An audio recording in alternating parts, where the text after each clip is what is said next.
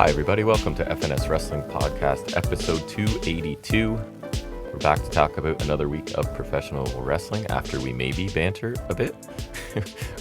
We talked again before we started recording, which we have to realize is a bad formula. Although I don't know if all of it would be interesting for banter, so it's like not like we're emptying the clip again. No, not like last time. That was last week, right? That was last week. I think so. It was at least recent. Your camera positioning looks good. Your lighting looks pretty good. I'll open it up a bit more. We will talk about a lot of wrestling this week. I texted you this morning to say I'm pretty excited because I saw a lot of stuff I liked this week quite a bit. So some Collision from us, which isn't usual. I find Collision's been partially thanks to the C2, but like, I feel like it's definitely been like watchable, interesting. Okay. So like, well, because like this week for Winners Coming, there's also like Briscoe Garcia's like at least notable, whether I really care that much or not. Yeah. But like Swerve Alexander's pretty interesting. It is. And then next week, I think next week it's one of those Collision Dynamite things. Mm-hmm. So it's not really Collision, but like I would assume it's a Collision match because it's been set up there as Bang Bang Gang FTR, which I'm actually pretty excited for. I saw Alexander got to talk a lot too on Collision. Yeah, right. So it's stuff like that that's useful. They've actually been doing stuff. Yeah, instead of meaningless. Swerve was on there last week, right, to set up him teaming with Hangman. Yes. They have actually been doing stuff, so Collision's definitely been a step up for sure. It's smart. Instead of just like meaningless matches, it's kind of like use that supplemental, right? Like supplemental with the lower card guys if you want, or like in groups and stuff. Non-main event stories, right? Still interesting that you can flesh some smaller stories out a bit more. Then it's worth watching. Sure. Then you almost feel like, oh man, I should watch it. Yeah, and then we always just go back after the fact if we need to, because it's just an awkward time slot. Although it's at like, I think Collision starts at like 4:30 today or something. Mm-hmm. Because it's in Cardiff. So right. It's either like 4:30, 1:30 or something like that. We'll talk about a little bit of Deadline. I watched it super quick. I didn't really watch any Raw, so unless you have like news items because you know things that happened, I didn't pay any attention this week. I swear there's something I was going to mention. I figured I don't imagine people are here to listen to us talk about Raw because there's a lot of people that do it better and more in depth than we do, right? And like care more, right? So or at all. There is that. I care a little, tiny bit, and you're at about zero. It's just there. Yeah. So I don't know. There's not much going on here. Tons of snow.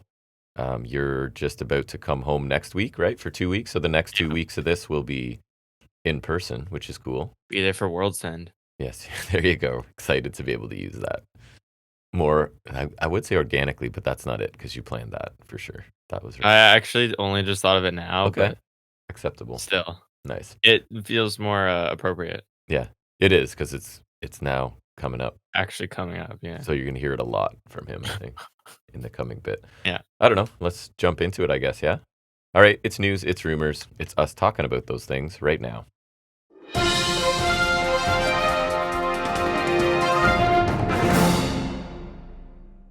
News, I don't know, a few things newsworthy, I guess. The first one I have is more like just something I wanted to know if you saw. And did you see, I put my note says, Zelina Vega almost dies on SmackDown. Did you see that? I did see that, yeah. I just saw it the other night. It was not good. So she was, countering a Riptide, I think, into Code Red. She like, just landed on, like, she just got face planted. Oh, it was not good. And then it kind of, like, the way Ripley came down, folded her further backwards. Like, yeah. If a less flexible person had to take that, there could be some serious injury. I also saw, like, of course, Black and Vega lost. Of course. Why push the new heel duo when you can just put over the Terror Twins who have done nothing other than like they just reunited again and don't need it. Ripley and, like, for sure doesn't need it. And Priest is you could say Priest. No one cares about Priest. You're right. Like, it's just so sad. And like they're already got like kind of accusations of like replacing Cross and Scarlet, Black and Zelina. But like at least put some stock in that. But remember, like they were saying Black was going to be in a WWE title program with Cody, and it was like he got a one night program with Cody. Mm-hmm. Yeah, like, it's the same. Finn Balor's getting a singles push this year. Like they see you as a certain level at some point, and it's really hard. Like they slot you in, right? And it's really hard to move. AEW and was like, you clearly wanted to do more, and he was like refusing to take some jobs or whatever, right? Mm-hmm. But then he's like coming back to WWE, and that's like what he's done a lot now. Yeah. He's just slotted back in a similar spot. It's just like Exactly. the only reason I'm glad he's back is because then I can play him in 2K. But like, Selfishly. yeah. It's your turn, I believe. I'm gonna start with a funny one because you'll enjoy this. Let me get the coffee out of So, my mouth then. because neither of us care about TNA, I'll Correct. talk about they have taped the rest of their TV for the year, actually up until they moved to AMC. So they have everything up until January 8th, Okay. their tapings. I only talk about the spoilers because there's one in particular that caught So my if eye. you don't want to be spoiled on TNA right now, jump ahead a little bit, but and please comment that you exist in some capacity to Okay. us. The only reason I even mention this is because next week they have a 20-man battle royal for a TNA World Title shot, and I want you to guess who won this. A 20-man battle royal for A TNA World Title shot, TNA. like against Kaz. So I think I saw the title match occurred the next week. Can I ask a question, a yes or no question? Sure. Is this person a TNA contracted employee? I think so. Oh, there's hesitation there. So Hendry, is gone. It's not Hendry, no. So somebody you hesitated for a second, and it's going to be someone funny. I'm talking it out. It's funny. It's not Stacks, right? Because you wouldn't consider him TNA. He's international champion, yeah. No, he's not. Okay. I didn't know if you were going with them, like, because you have their title, you're defending their honor now. Like, who was it? Kalani had to do that? Yeah. You have the belt, therefore. Not invasion. Get out of our locker room. You're TNA now. Kind of. TNA, probably. Talked about him recently. In, like, news. Really? Yes.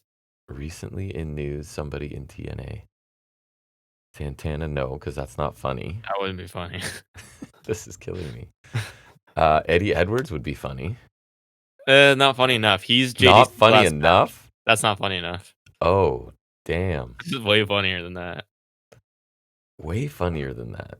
Yeah. Because you would think Eddie Edwards was funny, correct? To me, it would be a little funny. Because you want me to suffer. It would be a little funny, but not like, I feel like Eddie Edwards is also not with, like, not fun. Beyond reason. Like, Eddie Edwards is within reason. You know what I mean? Okay. I feel like for TNA.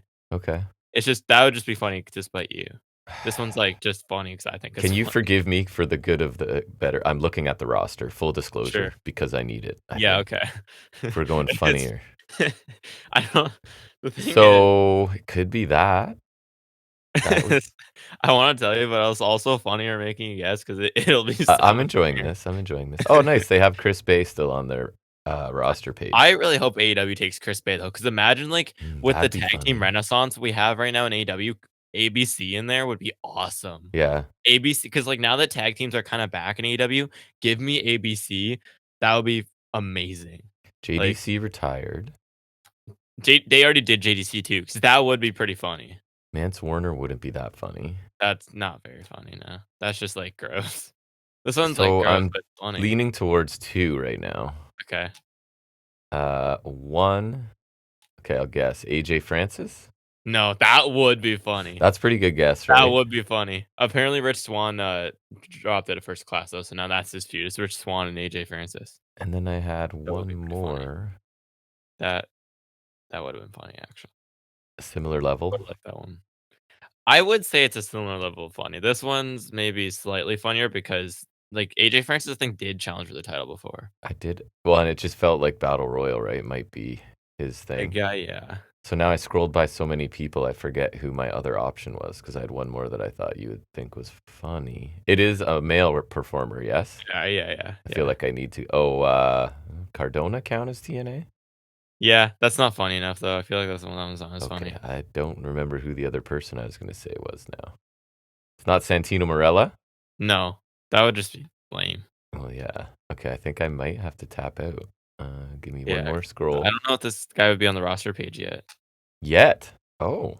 All right, I don't know who. Bear Bronson. Oh, yes! Oh.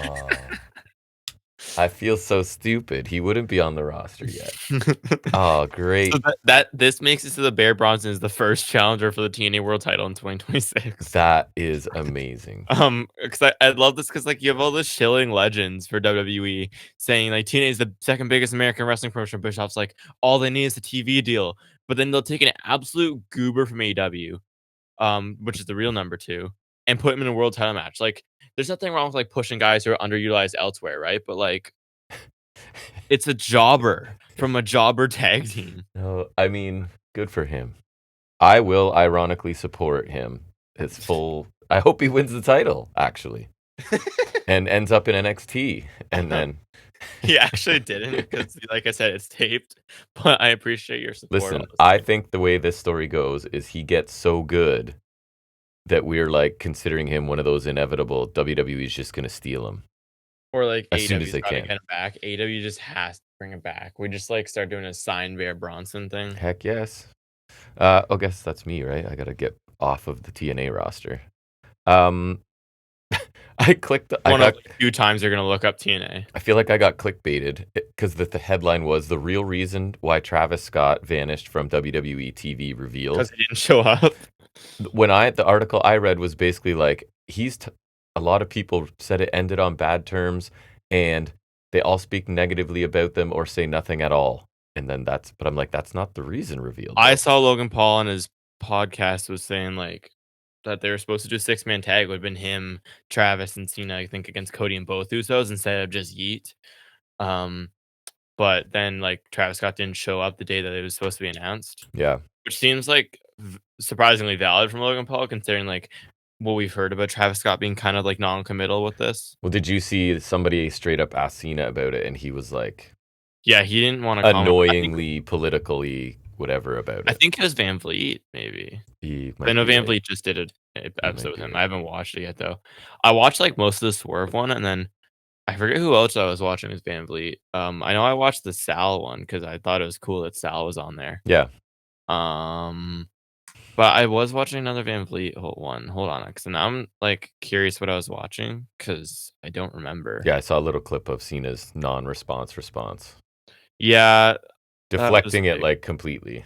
Why? Who cares? Why would we waste time talking about it? That kind of stuff. Oh, Danielson. I watched most of the Danielson one because I actually really like Danielson. Seems like a good one.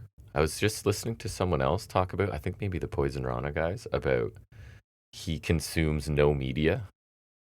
Yeah, he was talking about how he's like on his phone, like this might be more than he said, but I think it was like 2 hours a day or something like something like low. Yeah. And I heard like when he travels in a car, he just does nothing, like listens to nothing, looks at nothing. Like that's tough. I don't know how he does. That's it. And I'm older than him, and I'd say that's tough to do. It's a bit egregious, yeah. Yeah. Your turn? Yes. WWE PLE is rumored for Italy next year. Supposed to be Backlash. That's cool for them, I guess, because Backlash has been going international lately. Because I feel like, or it just like feels like it's been international, even though it's only 2. Because like the Puerto Rico and France ones were so big though. Because like the Puerto Rico one especially was a big deal, and then when they did France, I remember France was like super hot for AJ Styles and whatnot, right? Yeah, the international crowds the reactions are strong. Backlash was one like where it felt big. Like it felt like kind of underwhelming for them to go to St. Louis this year. Yeah. I don't really care because, like I said, I don't because I'm not gonna watch it. Yeah. But cool. Yeah, I agree. What else do I have? Did you see Andrade's actually going to wrestle? No. So, despite the WWE clause, I guess they've discussed it, and he's allowed to wrestle in Puerto Rico going forward, but nowhere else. So, I don't know why that would be the case, but maybe it just continues to make less sense to me. Maybe they just want the PR of being able to say, well, we're letting him wrestle. We don't, It just like continues to be more confusing. It is more confusing. And then I only have one more. MJF is strongly expected to make his return in the Dynamite Diamond Ring match in Dynamite next week. I would assume, yeah. Which I kind of assume he's never gone a year without it, and they've held the match whenever they've held the match, which it has been every year. I kind of forgot what the one last year was. And he wins it every year, literally. Yeah, it's a perfect heel gimmick for him. So unless there's some story to be told, I see no reason not to have him win it. I seem to recall before they did, like, the winner of the Battle Royal would face MJF the next week, so it's weird. Like, I did look it up on Wikipedia, and it's been a mixed format. 'Cause, like, the first year, obviously, they did the Battle Royal, and it's, like, the last 2 people face off in a match next week, and then Mm-hmm. MJF won it. The next year, they had MJF just enter the Battle Royal, and he had to, like, survive to, like, get into the final, right? But then when Ricky Starks and Juice won the Battle Royal, they would just move on to face him the next week instead of MJF having to be in the Battle Royal. That's You know what right. I mean? Like they've kind of mixed the format. Mm-hmm. And then I couldn't recall what the ring match was last year. I didn't remember. I googled it and they did do it because I was like, I think they skipped it last year. Nope, they did it last year. It was part of the Cole MJF feud. That's why I didn't remember it. We have suppressed that. That's why I didn't remember it. Yeah. Their match at World's End last year was for the ring. And I was like, I looked up the card for that too, and Takeshita defended the international title against Hobbs at World's End last year. I don't remember that. That match didn't happen to me. I don't remember that for the life of me. Huh? Like, it sounds like something. Sorry, I sounds like something that happened, but yeah, I vaguely remember it now. Now that like I hear about it, but like I have like zero recollection of that match. no. But yeah, I couldn't remember what the ring match was for the life of me. I looked up, I was like, oh, okay, of course it was. Like, of course it was Cole and MJF last year. Of course. Wonderful stuff. And it's also been rumored that MJF's gonna be factored into the plans for World's End, so I'm curious to see when he ends up coming back or in what capacity. I would think if he's coming back. He was all angry at Mark Briscoe last time he was left, That's right? true. So like and he still has that contract. And I do have in my notes this week, I need Briscoe to move on and get a better challenger, and that would be awesome. I think this is just like his first like kind of stopgap challenger. I'm assuming we'll build Oh, something bigger for the I do too. And like I'm wondering when they'll do the contract because like now with it being a heel champion with Joe, it's like now it's kind of in doubt as to when like they're gonna do that. Yeah. So I'm not sure. Last thing for me is major creative shift coming to SmackDown was the headline with 3-hour expansion. You mean the fact that they'll have creative? They're trying to whoever this is from, sorry I didn't make note, is claiming that so that's why I doubt it, right? WWE is like being self-aware and kind of knows it's been a lackluster run and that they're going to boost the roster and like just do better for the 3 hours. Are you trying to say that they care? I don't believe it. That's what I'm saying. Or that they're self-aware enough to be like, we're not very good right now. Like, I don't feel like that's their strength. Honestly, like that's their focus. Honestly, assessing themselves. And under the current ownership, I think, yes, it even matters less, right? At this point, just like, are we selling tickets? Yes. Do we have TV deals and whatever in place? Yes. Okay. We're cool. Yeah, pretty much. And I am done. I'm exhausted by news. The only last one I had was that couple dark matches before Dynamite, Ortiz came back. I did hear about one. Can I guess what one you're going to mention? Yeah. Sting's kid? Yeah. Yeah. Sting's kid. I saw that match. There was a picture. He definitely, there's a resemblance. He looks like Sting. Yeah. He absolutely looks like Surfer era Sting. But I'm sure this has no nepotism. I'm sure he's there on his own merits and like Ava. I think he had like one match before this. Say that. He's not Ava. Yeah. She is does some more terrible general managing this week. Like even just like kayfabe wise, you know what I mean? Not even like she's bad at because that's like a given. Pretending to be a GM. That's like a given though. Yeah. Okay. I mean, with him, I'd put him on ROH and then maybe like if you want to give him some exposure, but like not anything important. Where do you want me to move? We can talk about this on air. Where do you want me to move Deadline? Do you want me to do it next, or we can just do it out of the way? Yeah, it's might as well do it chronological. Let's get it out of the way now. Then I will run down NXT's Deadline 2025 right now.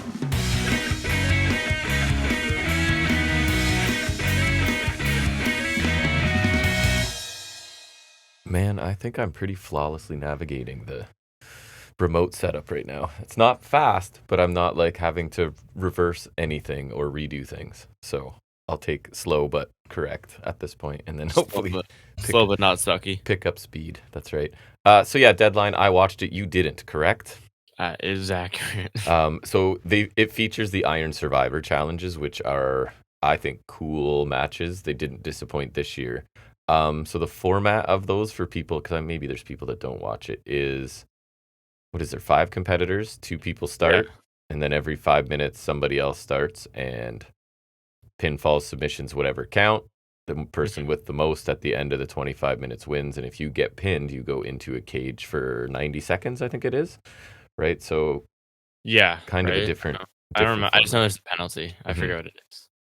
So those are the two big shows, but the opener was not either of those. It was Ricky Saints taking on Obafemi. Which they announced ahead of time, which I thought was a weird choice. Like, just to have it, like, not only be the opener, but also, like, tell you.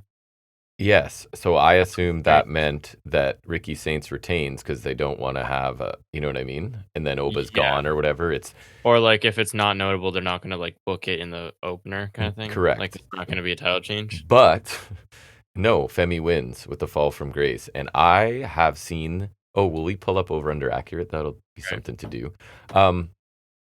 I have seen individuals discuss it and liked it a fair amount. I did not. I found the first 2/3, 3/4 really boring. Like just slow. I don't know what it was because I don't really have a problem with either of these guys. I actually kind of like Oba. But To go with cool. I don't know. It was the final little bit was better, but not enough. I like thought it was pretty average. And I think Oba had a much better TV match like on the Tuesday following that, to be Well, honest. yeah, So because that was Javon, right? Which yeah, I don't know why they hot shot his title match, I but was annoyed by it and I thought it telegraphed it, but we'll get there. oh, absolutely. Over under It's like such accurate? a waste of the it's such a waste of, like, the Iron Survivor then. Yeah, it's exactly my thoughts. Like, Um, it's a 7.56 from Cage no, Match. under 3 stars. Meltzer went 4. No, that's crazy. I don't know. Maybe I was in a bad mood or tired or something, but I was watching the first half. You know, when you're just kind of like this, just Yeah, waiting. just waiting for something to happen. Yes, I don't know. Things did happen in the women's Iron Survivor Challenge, which was the next match, and I think Kendall Gray started out right from the beginning with Kalani, maybe. Kalani was kind of the standout for me. The heel stuff is like rapidly in getting better. In this, Well, she is the standard, is she not? that's correct. She is. I think someone had a sign either on Tuesday or at this show. So I think she did a Spanish fly off the apron to the floor at one point, and then she had just been pinned when Sol Ruka came out, but she like instead of going to the cage as she's supposed to, took the time to. I think she attacked Ruka's knee as she was on the apron, sort of thing. Okay. And then her face when she's in the cage was really cool. She did like I can't describe it, but her facial was very, very good there. So she was cool. Final minutes, like everybody's trying to score because that was my one issue is they seem to do the men's and the women's almost exactly the same. Where Yeah, like maybe they haven't figured out how to, like, differentiate the format so yet. it's like a whole bunch of people have one and somebody's got to get one. I've seen some of my favorite versions are when somebody's leading and then everybody's trying to pin everybody, right? And they're trying to hit big stuff to pin. That's fun.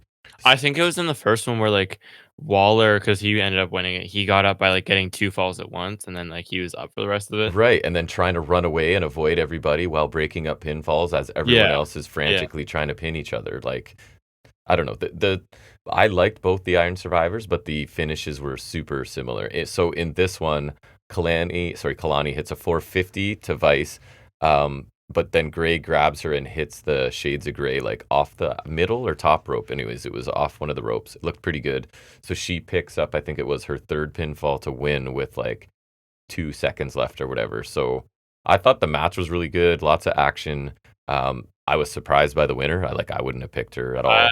I feel like I would've picked I guess heel champion. I was gonna say Lonnie, but not with the heel champions. No. It's like Ruka probably, Yes, that's what I kind of if was I thinking cared too. enough to pick. So I don't know.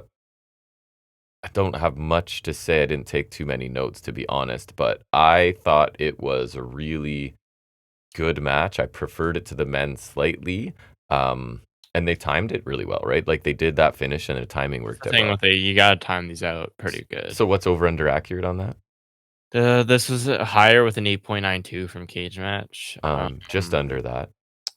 4.5 for Meltzer, So wow. they basically agree, right? 9 and 4.5.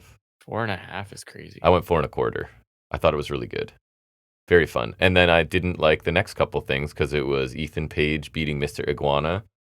So like, I don't like, why I saw clips, and why does he get to hit him with the puppet? I don't know. That's what But One then, of the like commentators was saying but that. then, like, people give AEW shit for, like, 'cause, like, Shibata's been doing that bit where he, like, does a low blow, but acts like it's, like, a Yeah. under, like, wrist lock grab or whatever. So They'll me complain about that in front of the ref, but then it's like, this guy's getting, like, whipped with a puppet, and it's like, so me "That's as a okay." heel, I'm bringing in my own puppet that's loaded with lead or nickels or something. Balor had his own puppet in That's AAA, but, true. like, I don't think it was loaded. I think it was just, like, he has his own puppet, and it was just a Demon Balor puppet, and it was like, "Okay, great." Nice.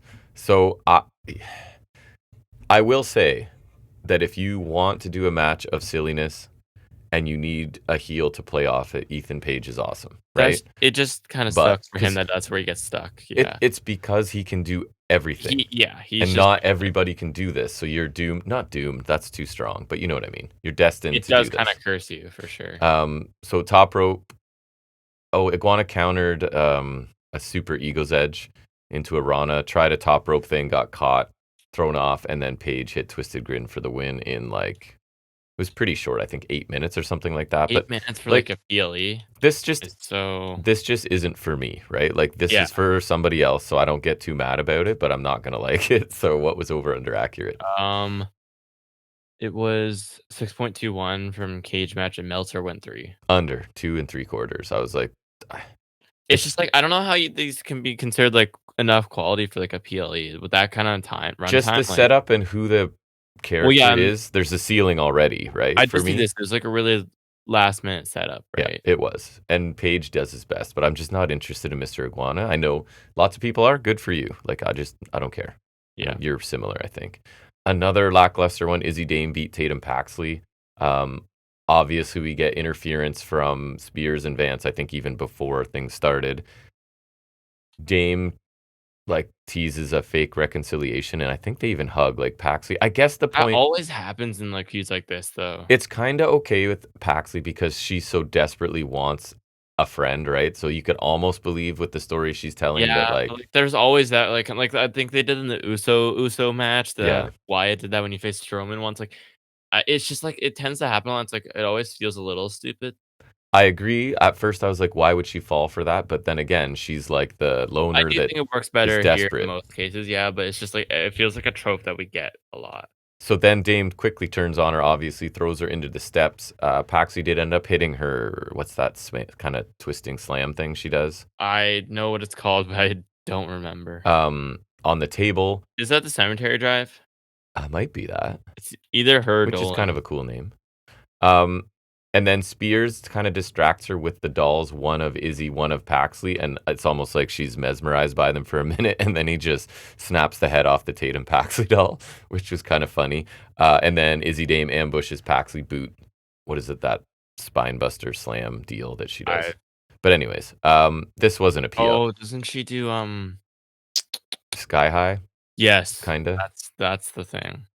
Like this isn't a PLE match. I don't think That's what I mean, which is like too bad because they did put a lot of time into this story, right? I think But maybe with a stipulation, you could argue its placement a little more, but, like, I feel like without that, it's just, like, kinda like a bog standard, like it felt like another filler match between the Iron Survivors, right? Like that was what they wanted to feature, which is fine, but and I with agree. no JC Jane title match, which I think is strange. And for me, because the opener didn't deliver, I think people that like the opener will say this show was quite good, whereas I'm not that high on it. But that's, I guess, different tastes, you know? So the men's Iron Survivor is the main event, and I liked it. I do like this match format. It's been how many years now? And I think I've liked every single one. I think every one has been around 4 stars I at least. think they started it in 2022 or 23. I like when companies take a risk and try a new match. And say what you will, I was talking to, sorry, I'm going to get derailed here. Let me make a note of where I was.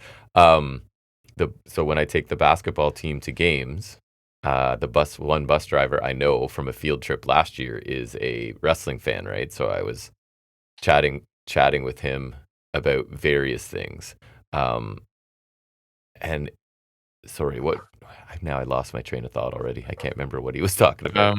I don't are you texting me about it? Yeah, he knows wrestlers that we have seen many times. Like he's Yeah, good friends with a wrestler we've seen Prince of many Oshawa. times.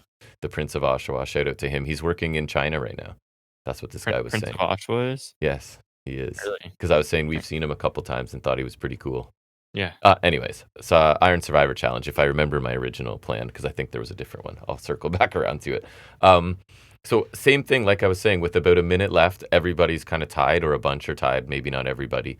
Bourne shoulder tackles Evans, hits the Bourne again off the turnbuckle, but Dion Lennox breaks it up. Slater 450 on Evans, so that's kind of a nice little touch there, right? Hendry picks up Slater. Slater ends up taking Joe to the floor with the Hurricane Rana. Bourne tosses Dion over the commentary table, crawls back into the ring, but Evans is right there inside cradle I on think I Bourne. did see that finishing sequence, yeah. So he wins with 3 seconds left as well. Again, basically the same. I really thought, no surprise, like Evans stood out in this. And again, super action packed. If you put like 5 talented people in and it's only 25 minutes, which I feel is perfect, right? Mhm. There's no wasted space on any of these, I don't find. And at least these guarantee that there's gonna be a decent amount of time. It's not gonna be like a 15-minute match Right. like pretty much everything else. And there's stakes and there's different ways they can go. They chose to go kind of the same route with both matches, but you don't have to do that. So I think they're really cool. I like this almost as much as the women's, but not quite. What's the over under accurate on that? Did we do the last match? I don't remember if I did or not. Oh, did we for Izzy Dame and Paxley? Yeah, I don't know. I don't think so. That one was 5.62 from cage match, and Meltzer went 2.5, so he was actually down on that one. I'm pretty accurate. I went 2 3/4. 2.5 is an easy sell to me, honestly, but Yeah. I was generous, I guess. And then yeah, for the men's, the main event was 8.29 from cage match, and Meltzer went 4.25. I'm slightly under. I went 4 stars. If the opener was 4.25, or the women's, sorry, was 4.25, then this was just below that. But end of the day, the show was pretty easily digestible when you just, again, I'm skipping all of the Cena tribute packages and all the other stuff. I'm just Yeah, going that's what you're saying, right? pretty Like, much match to how much match. you're willing to skip. So I went off the strength of the Iron Survivors. I went B minus. Like, I don't think you need to watch anything else, but those two are worth watching, and that's like an hour of the show, right? That's a meaty part of the show that's worth it. Okay. Quick deadline is done. Now we'll go into kind of a couple AEW things, right? We'll talk about some Collision, and then we'll directly after that talk about some Dynamite.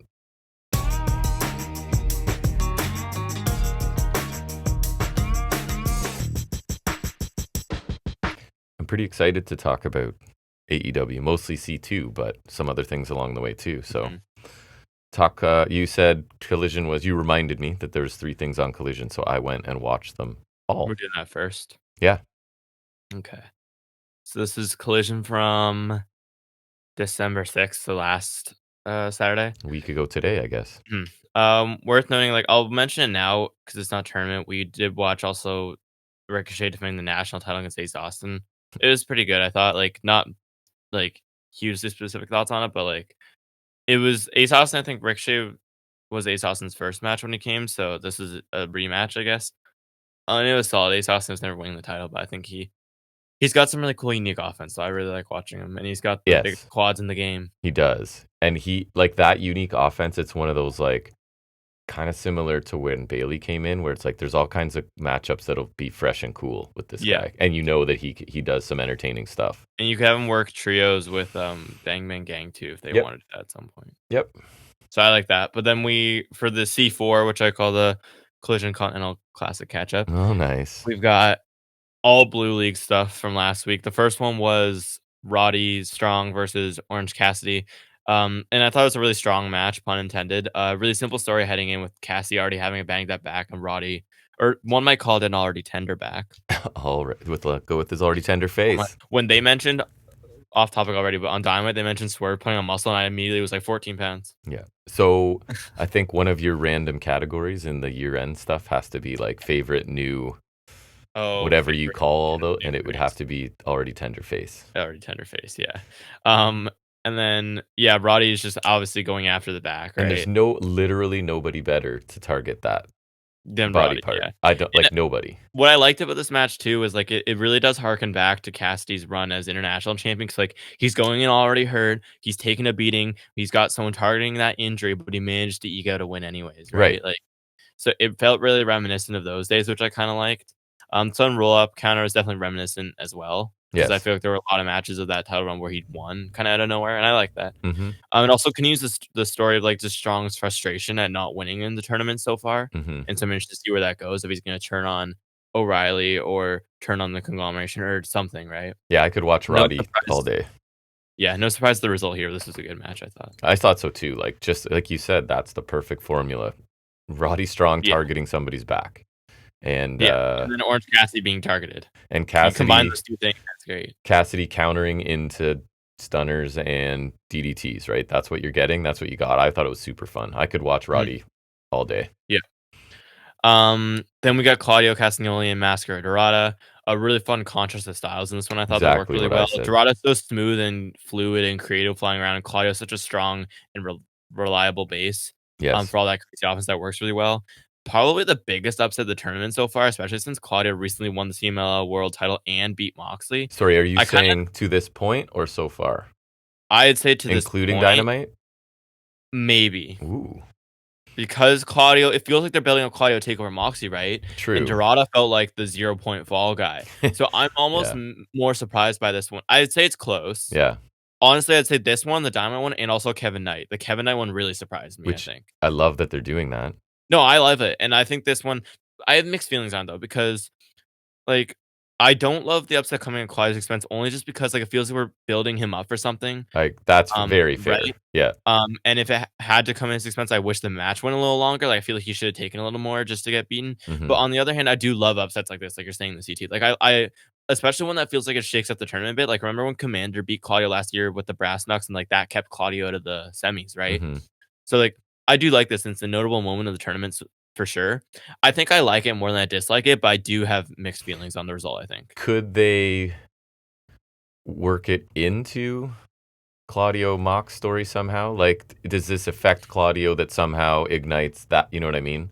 Or is I it just don't know. outside of that? Probably. I feel like it probably won't come into play Me 'cause I feel too. like the more important thing is like I also don't think like it can come into play because it's like Mox can't be like, oh, you dropped a match to Dorado when like Mox is like losing to like Everyone. every big match. Like, Yeah, yeah, Mox is losing to bigger people, but he's also been losing more he consistently, sure has. right? But yeah, this I Like that, don't really like this match. I Like thought it you was good. said, Yeah, contrast the styles, different from the other ones we're getting on this show. yeah. There's a nice variety. And then the main event was Moxley and Takeshita. Worth noting that Callis was not on commentary for Takeshita's match when he always is for Fletcher and Okada's. I don't remember if he was on Interesting. commentary when Takeshita faced Roddy, but I did note that because I was like, especially because they mention it every time on Dynamite, that Callis is here on a commentary capacity, They and he's mentioned always it there this for Fletcher. week. He was there for both matches, right? Because Yeah. we get Fletcher and Okada wrestling this week, but he wasn't there, so that was interesting. And then like the biggest spot of the match was that curb stomp on the apron, looked absolutely nasty. Yes. But I thought this was a great match. These guys are top of the line, so what do you expect? But there's a great death throw with Takeshi going after Mox's bad ankle, and commentary really played up that angle and how Mox is still rattled with the O'Reilly loss. So not only is it like a physical targeting for Takeshi, but Yes. also could like affect Mox's psyche, which I think I kind of liked as well. And then it also kind of made Mox want to go after Takesha's ankle as well and do an ankle lock. It's like O'Reilly's still there, That's right? what I thought, So I yeah. really like that. And Mox's bad ankle played into the finish nicely, where it kind of like tripped him up, and then Takeshita nailed those knee strikes, and he got a really emphatic win here. And Takeshita hasn't beaten Moxley yet, so I thought that was a really big win for him too, and a logical win too. Like I think Takeshita kind of makes sense to win here, and like I said, Moxley drops another match here. Yeah, I thought the knee strikes looked awesome at the end. It's kind of like a different style for Takeshita because he's usually just a lot of smashing people and awesome offense, and this was more like limb targeting. A little bit of a balance of And both. I like it shows his range, and it also like the way we want to interpret it because we love Takeshita is that he's smart enough to know it's a mind game too.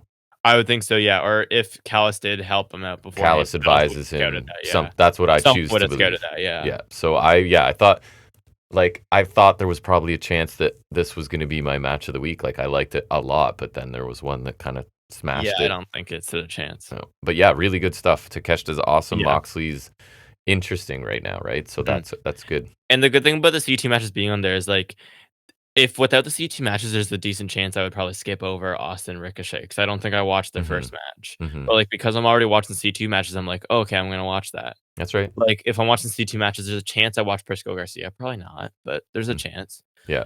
But, like, and, like, I'll definitely watch Bang Bang Gang, FTR, although since it's, like, that joint Dynamite Collision, and I'll be back next week. I'm thinking we just watch the whole thing because I'm assuming a decent part of the hour will be that tag title match, which Dyna should be pretty good. Dynalision? Dynalision could could I Collinemite. couldn't go that way. That's Doesn't tough. doesn't work. It doesn't work. Dynalision just kind of flows. Dynalision. Nice. Yeah. Okay, and then we can just roll into Dynamite, I guess. Yeah. Absolutely. Okay. Winter is So, coming. it is winter's coming, which I'll talk about again later, but I always like winter's coming just because it was so big, the first version of it, like, it feels like it should Sting, always be because important. Sting showed up and you loved it. And Kenny Omega, but sure. But yeah, so, like, winter's coming always feels like the TV special for me. And I will say before you get into it, I'm pretty sure this venue was like under 3,000 people. They were awesome. Really good crowd, yeah. Really good crowd. Yeah. They added to several matches, I thought. Yeah, so they shout out to not a huge number, but they were really loud all night. It was pretty cool. And we're starting off in a big way with the women's tag title tournament final with the Timeless Love Bombs and Babes of Wrath to crown the inaugural champions. We get that spot where Storm has like Mina on her shoulder and like she drops her in a corkscrew splash on Harley for 2.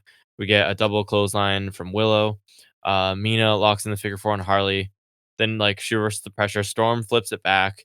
Willow flips it back. Then they start fighting. We get like a 4-way strike exchange where they're all in holds. Storm holds Mina in position for. She doesn't hold Mina. Sorry, she holds Harley in position for a diving sling blade from Mina. I was like, that's not right. How dare you? I would not remember that detail. Then Storm hits Storm 0 and Mina makes the pin, but Willow breaks it with the senton. Finish comes in. Harley counters the Glamorous Driver, hits Roll the Dice. Willow tags in Dr. Bomb, and they get the win.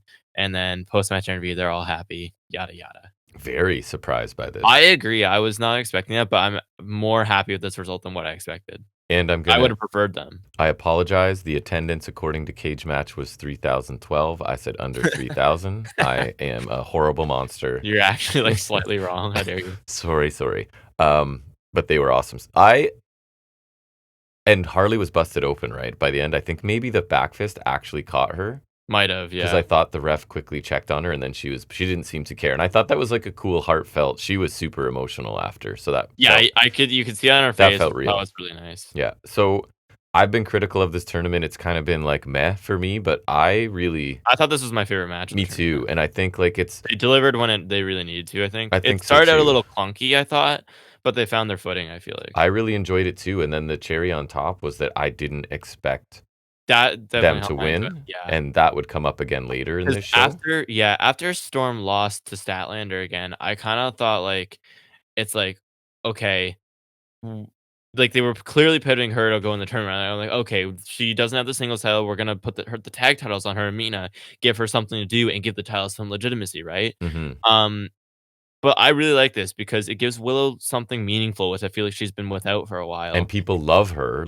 People love her. Like I think she deserves it. And then it's finally nice to give Harley her flowers because I think she's really improved a lot this year. Like she deserves something for all of her hard work. And so I think it's really deserved and great moment for both of them. And like I thought it was a pretty good match. I did too.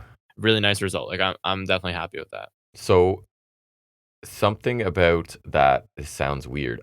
That vignette or segment, I think it was a vignette where Willow, they just quickly explained why they're together, and like they kept mentioning they were underdogs, and I feel like it helped me so much. And I suddenly started to go like, there's Brodito Light vibes, right, where you would never put them together, but somehow it's working and people are latching onto it.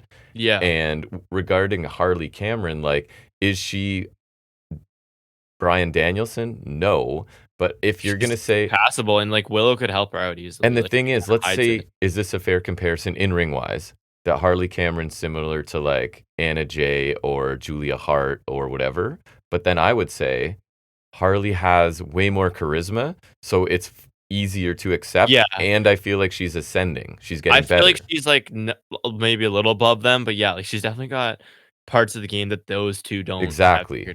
Sky Blue, I would have mentioned as well. So maybe I'm a little more forgiving or whatever. Yeah, because even when we still weren't a fan of her wrestling, like she was doing the mini Monet stuff, or like doing those. She's talented. Like, she's got things figured out that other people are struggling with. So if she can easily learn how to wrestle, then she can kind of. And it looks like she's picking it up. I agree. Like I don't think she's as bad as I would say she was like a year ago. Oh, for sure not. At the beginning of the year. And again, crowd really, I thought, helped. They were energized right from beginning, and this was easily the best match of the tournament. I liked it a lot. Yeah, and it helps that everyone in this tournament, or not in the tournament, sorry, in the match is super popular. Yes. Yeah. Storm and Willow are very popular. Mhm. Then we get a quick ops promo. Joe congratulates Eddie because his time has come after weeks of asking. He wants the old Samoa Joe, but he's been standing in front of him the entire time. He's ruthless by design, doesn't care about men like Eddie. The man Eddie looked up to is going to be his ass and this is the man who'll show him the reality of what this industry is. Yep. Simple, straightforward. Solid stuff. I love threatening Joe. Always It's effective. not much here, but it hypes up the main event, so it's fine. Believable badass. We say it all the time. Then we get Death Riders. Mox says he's feeling alive and is back against the wall. It's worth noting Claudio and Pac are not here. It's just Yuta, Garcia, and Shafir. Right. He's back against the wall in the C2 because he keeps losing and time is running out. He says he's proven time after time he can score big with one grain of sand left in the hourglass. He says if you need ideal circumstances to try, then maybe you suck. I thought it was funny that he just says like you suck. Yeah. He says he has to try for the Death Riders and they're not willing. If they're not willing to work, let them not eat. They're the hungriest group in pro wrestling. They're hardest working. Garcia, like he starts talking so quickly. It felt like he interrupted. I don't know if they did, but like that's how I read it. Right? I'm gonna delve too deeply into this in a bit. I agree. No, I agree. Get ready. Yeah. He says every day they choose to win, and that's why they try. And if you want something, you have to take it every single time. So here, I'll go, and then if you're going deep, I'll probably be like that's what I was gonna say. Okay. So go ahead. Solid stuff from Mox. What he's saying is good, but it rings hollow with how much he's been dropping the ball lately. Like you take this on surface level, check, and it's like, okay, yeah, great. It's almost babyface-ish, but it's not because like then Garcia starts talking about like taking what you want every time, and like okay, so that's back to heelish, but it's also not babyface because like this is a ruthless heel leader who's just been like losing and losing, so it doesn't work, right? Yes. And like especially because he lost to one of his own group members. Yes. And I think this is intentionally hollow, of course, right? Like obviously this is not accidental. And I think again, like we were talking about a couple weeks ago, it's really important to watch the other Death Fighters. When most of the time when Mox is talking, Garcia's head is down. Yuta seems like zoned out and uninterested, and Shafir just like also seems like she just looks disappointed almost. I don't know. Yep. And Garcia kind of cuts Mox off when he starts speaking. So I don't know how intentional that was, but it felt like something I picked up on. So super similar to what I was saying. I thought, and the way you said it's probably better because I had the same thing. Like Moxley's doing his usual stuff and saying it, but like it's ringing hollow, as you said. It's in such a different light now, given what's happened. Like correct. He was cutting similar promos after he lost the world title, and I was like, okay, he's a ruthless heel leader, and like they have to keep going. He has to keep his guys going. He wants to keep dominating, so he's gonna try to get back up, right? And that was one big loss. So it's like okay, sure, he's gonna keep going, but now he's like. In the meantime, since he's lost the title, he's also dropped Blood and Guts. His team lost that cage match for Vendora. He lost to Darby. He lost to O'Reilly. He lost to Claudio. So he lost to Takeshita. I'm choosing to believe, and I think you're somewhere similar too. I think there's 3 levels of disillusionment with Moxley. I feel, and it's just going off this and other stuff, this segment I'm for sure reading too much into, but it's fun. I think Shafir is the one still most attached to him. I think so because she was also she aligned with him before like Death Riders really formed. Remember, Mox came back and she was like the right hand woman right away, right? So I think she knows what has to happen, but she doesn't want to. She's right? slightly leaning. The 2 young ones are leaning further, hence Garcia standing up and just straight up interrupting him. Yeah. And the other 2 are already out because they're not there and they're more experienced and they know whatever. I agree. I think Claudio, especially because Claudio, I think Claudio is because we think he's going to be the next one, right? Like he's going to be the next. What if it's guy. He and Pac? I could see that. I don't think it's likely, but like I could see it like working. I think it'd be cool. But what if there's the whole thing is having one guy have all the power and running it? We shouldn't do that. Didn't the Judgment Day try doing that and then it was like kind of bullshit? But we could do it right this time. I do think so, yeah.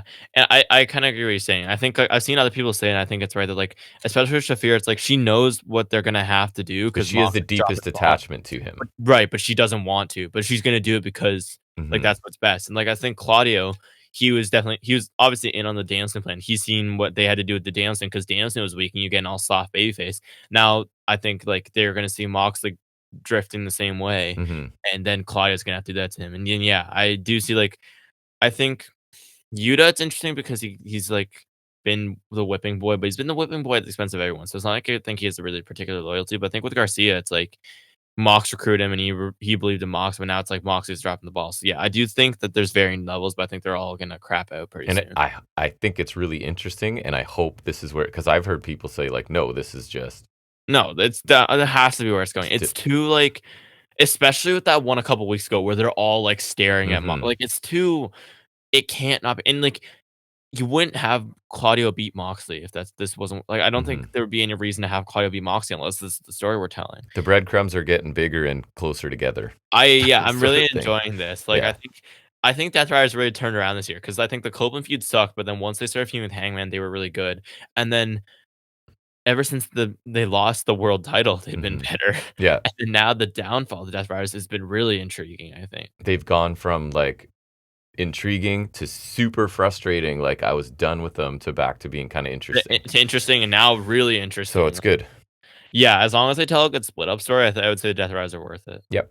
And so I'm interested. Like I'd say I did nominate as like a contender for like my favorite storyline because I have been really enjoying this. I think this and the Broke Bucks I've been like really entertained by And Okada Takeshita, that as well. Yeah, super I did interesting. really enjoy that. Then we get Okada and Perry in the Continental Classic Gold League. Jack Perry is the replacement for Darby Caught Allin. me by surprise, I hadn't heard news that, like, I'd obviously Darby was hospitalized or whatever, but, like, Oh, I knew. it's I knew. Darby, so there's a Yeah, chance, if I don't hear yeah. things. I also think it's a cool first match for Perry in the C2, given like he and Okada have history in the Elite. So I think, Yes. and Perry already faced the Bucks, so it's Yeah. kind of interesting. He looks so small. It was I know. crazy to me. He's I'd got such long forgotten. hair too, so Yeah. it's, like, flopping around. Yeah. Renee's doing ringside reporting as Perry makes his Yes. which is something they've been doing recently. It's kinda interesting. I don't hate it. Like, it doesn't really bother me. Gave me Really interests old me. school vibes, which is cool. Like, it's kinda cool to have a sports feel for the tournament, so I'm not like I don't mind it. Yes. If it's a purely tournament thing, I think it's alright. Yep. Perry charges Okada in the corner hot at the gate. We got Hurricane Rana and Suicide Dive from Perry. Series of forms from Okada. Perry comes back with a big lariat. Perry flips out of the corner over Okada, hits a German suplex.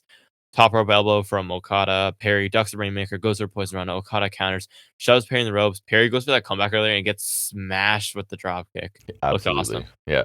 Poison Rana and running shotgun knee from Perry for 2.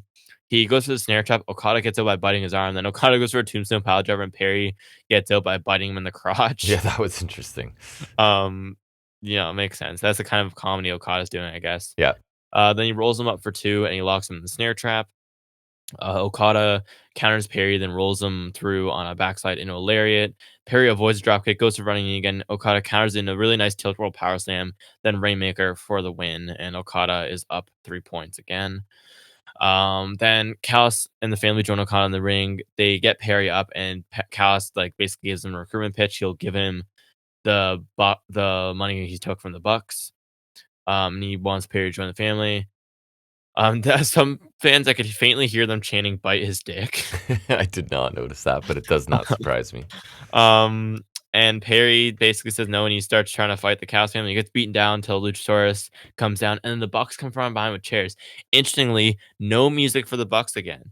Oh I yeah. do think it's worth noting. Yeah. I think they're purposely not using their heel theme song because they're either going to come back to their babyface theme song, or next week with Omega, I think they're going to come back to Carry On Wayward Son, That's a which I think would be awesome. think that's a good prediction. I think that'll be I'm really excited because I think that's a great entrance. The babyface is clear out. We get double chokeslam to El Clone Hechicera, BT trigger to Okada. Chaos gets cornered, double super kick, but Takeshita takes the hit, which I thought was interesting. Mhm. Um, I thought the super match was really good. really good match. Yeah, I liked it. It's been a while since we've seen Perry in a singles match, I think. They literally said 13 months. Okay. I thought Perry's an interesting choice to sub for Darby. The only reason I wouldn't pick him is because I'd rather keep him in the tag division right now, since that seems to be like building up. Yeah. But it's only like a month or so, and he's not going to win the tournament, so it's fine. It's just a nitpick, and I do like it because I don't think he gets good enough, or he gets enough credit for being a good wrestler. Because I thought he delivered here really well. I thought he looked good. And if they want like an Okada undersized sympathetic babyface, and that Yeah. if that's in the arc of the tournament, right? Yeah, Then that people makes sense. really like Perry right now too, and yeah, I think he sells pretty good too. So he's also like good to take offense in lieu of Darby Yeah. Allin. The post match stuff was solid. I thought it makes sense for Cal to recruit him. And like it would kind of get at the Bucks a bit to like give their money to someone they used to be friends with and are kind of friends with again. I don't like it's weird. Seemingly, yeah. But it's just an excuse to get the Bucks out there again. And so this was solid, yeah. Yeah, I thought this was like an endorsement of Perry being a babyface. Like, he was fine as a heel. You kind of liked him, and I didn't mind him, but people just want to cheer for the guy. Like, Yeah, especially now that Jurassic Express is back, though. he's There's very yeah, natural okay. babyface. Yeah. And then Okada's just like an awesome opponent for everyone. Is Yeah. basically what it breaks down to, right? And then the post match allows Perry to like even go more babyface and endear himself to the crowd, right? Because Yeah. he's willing to Just like reinforce it at least. fight a fight he can't possibly win, and then you get the Bucks to come out, and we get all that furthered. So it all worked. I thought the aftermath could have been a bit shorter. Like, Callis's spiel could have been a bit quicker, but other than that, that's a Yeah, for nitpick sure. too. But it was good. We get a quick shot of the conglomeration celebrating backstage, and we get a Monet highlight package about how she lost her TV title, and she's like kind of upset. This definitely made it seem like we're telling that story that we Yes, kind of that I talked about in the want. full gear predictions. So I'm actually somewhat interested. I Agree. think. And so I wish they would tell it in a more interesting way, because it still feels like she's kind of doing the same thing. But yeah, if again she gets increasingly descending into like madness because she's losing these titles, I think there's a real opportunity there, because we don't really have an issue with her in the ring at all. It's just like she feels super copy and pasted every week in promos and Yeah, but interviews. maybe once she started to go insane, like I kind of saw That's what here, I'm that should hoping be too. different. Yeah. And the stuff with the conglomeration, I don't know why it amuses me so much, that the whole dynamic of conglomeration say Roddy's in, Roddy says he's not in, but Roddy's always around.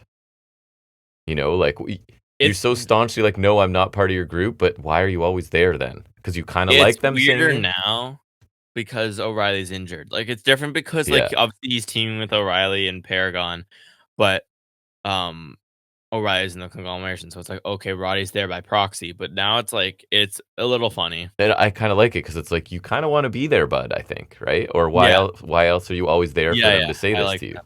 Yeah. Mhm. We get a quick Eddie Kingston interview. He's been thinking about tonight being the 50th anniversary of Terry Funk winning the world title, and he wants to make everyone proud. He knows Joe's watching warming up, but he's gonna have to fight of his life, and he won't go down easy. It was really simple here, but it felt like really real and emotional. I liked it. Yeah. He just excels at this kind of stuff, and I thought it was really sympathetic, and I thought it was cool. I agree, like Samoa Joe, right? That he always sounds good and believable. I didn't think there was any chance he wins, but like, if they want to ever go back to the story of this guy struggles and to get opportunities, and then when he does, he fails, like, you can use that whenever you Yeah, want, right? and it's also like the Terry Funk thing is like it kind of makes like calling back stuff like that makes it clear he like really loves the business. So that's Right. also kind of endearing, right? Yes. Like kind of mentioning the retro stuff like that. Yep. Then we get to hear from Mark Briscoe in the ring. He says it wasn't long ago people were doubting him winning the big one, and now he's champion. All the doubters can kiss his ass, but it's one thing to become champions now to continue to defend it. So it's beginning on Collision against Garcia. Yuta cuts him off and makes fun of him. He says Briscoe wants to be the face of TNT, but his face has less teeth than he has children. Garcia says he could say mean things to Mark too, but he won't because he feels bad for him, and everything about him is kind of sad. He'll be more sad when when he beats Mark on Collision, become TNT champion, and he has to provide for his family with a broken leg. Briscoe says Garcia's an ass whooping coming on Saturday, but he doesn't want to deprive the fans of a match tonight, so he tells Garcia to make a move. Briscoe hits Garcia with a shot, and he needs to be held back by Yuta and Shafir. Um, this was fine. Didn't add much for me. It's his first defense. No offense to him, but I don't see Garcia winning a single cell anytime soon. So Briscoe's not losing. Um, and given the fact that Yuta was in ring gear, I thought we were gonna get an impromptu match here. We It didn't. looked that way So a bit. it ended kind of abruptly, which I thought was odd. So Yep. it was fine, just like kind of. Briscoe's great. I just can't muster any care for Garcia as a challenger. I guess it's like the warm-up placeholder for Briscoe, and like we're saying, it'd be great he moves on to MJF and Briscoe. That feels important, right? So I just feel like Although there's so MJF many for the TNT title seems beneath him there's so many talented people on this roster. Like, why does Garcia need, you know what I mean? because I don't know. Right? Like, try somebody else if it's an obvious match that's just to get a retention for Briscoe. Just Choose Angelico choose somebody else. I don't know. and Angelico. But anyways, it's not a big deal. I saw a clip of Joey Janela and freaking Jack Evans. Hmm. And I was like, oh yeah, Jack Evans. Yes. From Wrestling Society X. Yeah. Triangle of Madness backstage. They're beating up random people. They call it Stylander. Stylander appears. Who They are the beat him random down. people? I don't even know. Okay. I didn't either. Statlander fights them off the chair and they run away. Pretty lackluster build this feud and makes Triangle Madness look kind of stupid. The only They didn't thing maintain their advantage for long at all. Like they look like kind of chumps here. the only thing I like is that Tekla's looked a little more badass to me, and when she said it, she said a couple things too. So Yeah, I don't know if like Julia Hart is the leader of the group, but it kind of feels I that. don't think so. I I don't think it 'Cause should then it's be. weird that she's in the tag team. Would much prefer that it's either no leader or because I'm so indifferent on her that if she's like in charge of a faction, it kind of spreads to the whole faction. I'm so indifferent on her that if she's in the faction, I kind of spreads the whole faction. And Tekla, I want to like, so I guess I'm looking for Teaming signs. Tekla with two people that I don't like or Is care not, about I know. is a really tough sell. It does I make it find. tough. Yeah. Then we get tornado tag match. It's Hobbs and Shibata of the Ops taking on Hangman and Swerve, which is crazy. Yeah. Hangman's music hits. We see him up in the crowd. Then Swerve music hits. He's up in another spot in the crowd. They both have chains. Swerve has a staple gun. They fight off the dojo guys as they come down the crowd. Then Hobbs and Shibata meet them in the crowd, and the brawl spills out of the concourse. Hangman puts Hobbs to a table with the DVD, then drinks a beer. Brawl back down to the crowd. More fighting in there. Then the match actually starts when they get to the ring. Shibata with repeated snap suplexes to Hangman, and he and Hobbs hit a tandem suplex. Hobbs flattens Hangman with the corner splash, then the hesitation dropkick and chancery suplex from Shibata. Hobbs distracts the rest so Shibata can do that sneak low blow thing, and then he locks in armbar. Swerve sends Hobbs in the steps and then hits a swerve stomp to break the hold. Hobbs accidentally takes with Shibata and then eats a double rolling elbow from the baby faces. Hangman with the follow-away slam to Shibata and a 450 splash from Swerve. Swerve and Hangman, they're kind of like staring at each other. It's like there's animosity, but there's also not because like they're clearly working together. It was interesting. It's giving the crowd that, I think it's smart, right? That opportunity to be like, oh my God, these two are somehow working together, right? That's Yeah, what that was giving. it's weird. It's like tension, but like not like can Right. coexist because they're clearly coexisting fine. Yes. It's really it was an odd like stare down. So I was like, they're looking at each other with like crazy eyes, but not. It oddly felt not hateful, Yeah. which is the weird part to me. Yeah. I think. And then but it's like they're staring at each other and they both turn their heads to Hobbs, who's like kind of egging them on. And they slide out of the ring under him, powerbomb through a table, buckshot and a house call to Shibata, and they get the win. Yeah.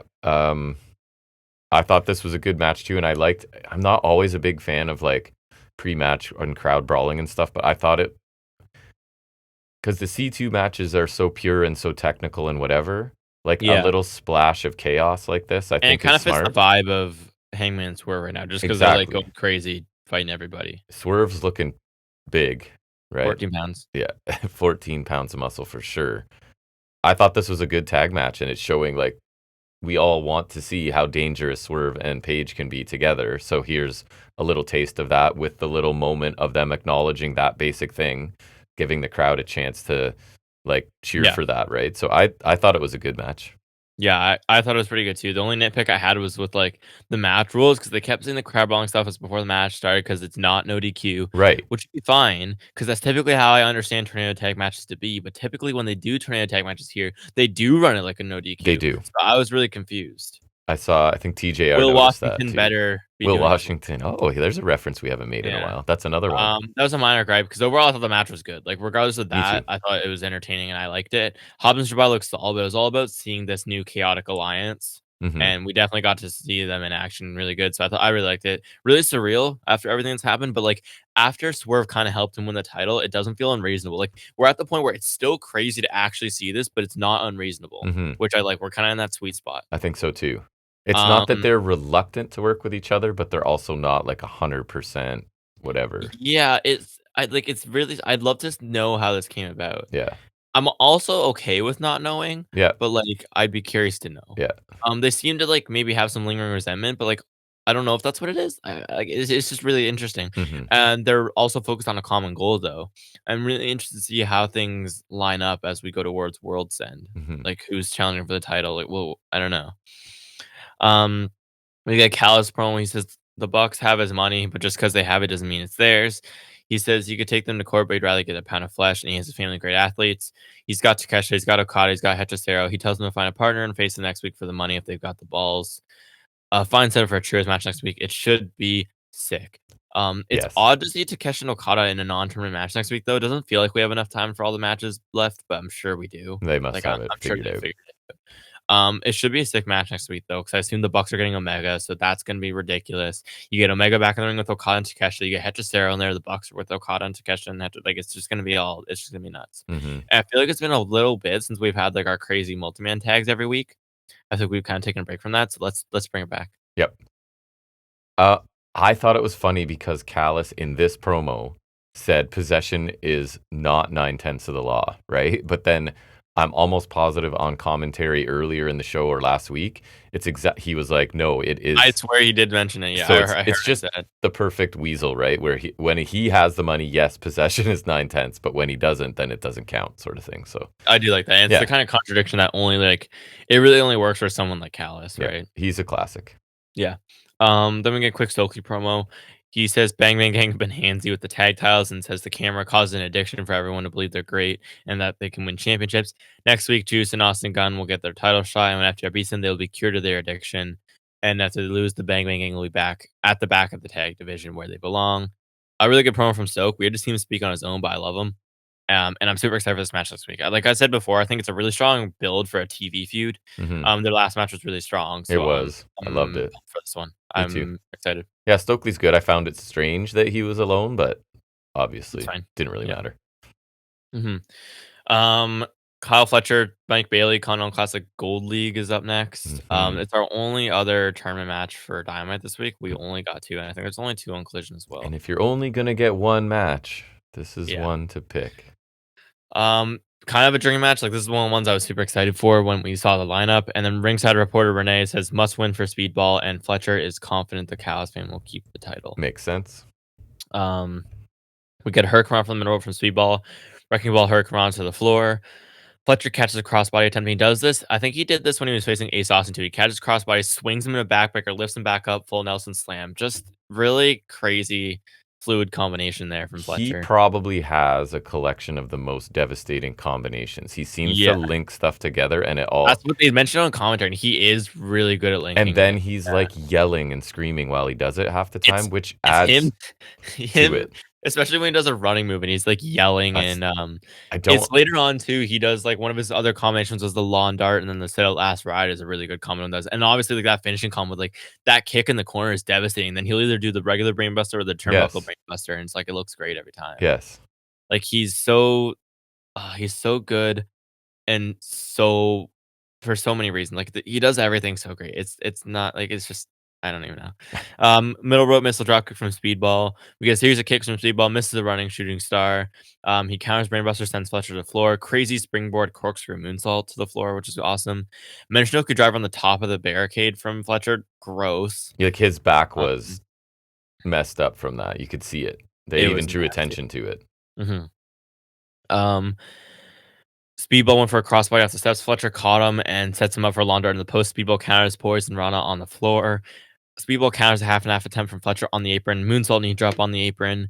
Avalanche turn around from Speedball and he tries to follow up with a shooting star. Fletcher gets his feet up. Lawn dart in the corner looked awesome. Sit out last Amazing. ride looked awesome for a near fall. That's what I'm saying. Like just such a fluid combination there. Yeah. Chop exchange turns to kicks. Fletcher with a half and half suplex. Then he runs the ropes. Speedball comes back with a moonsault follow slam for two. 5-minute warning goes out. Speedball hits Hurricane for a near fall. Moonsault knee drop and roundhouse kick for another near fall.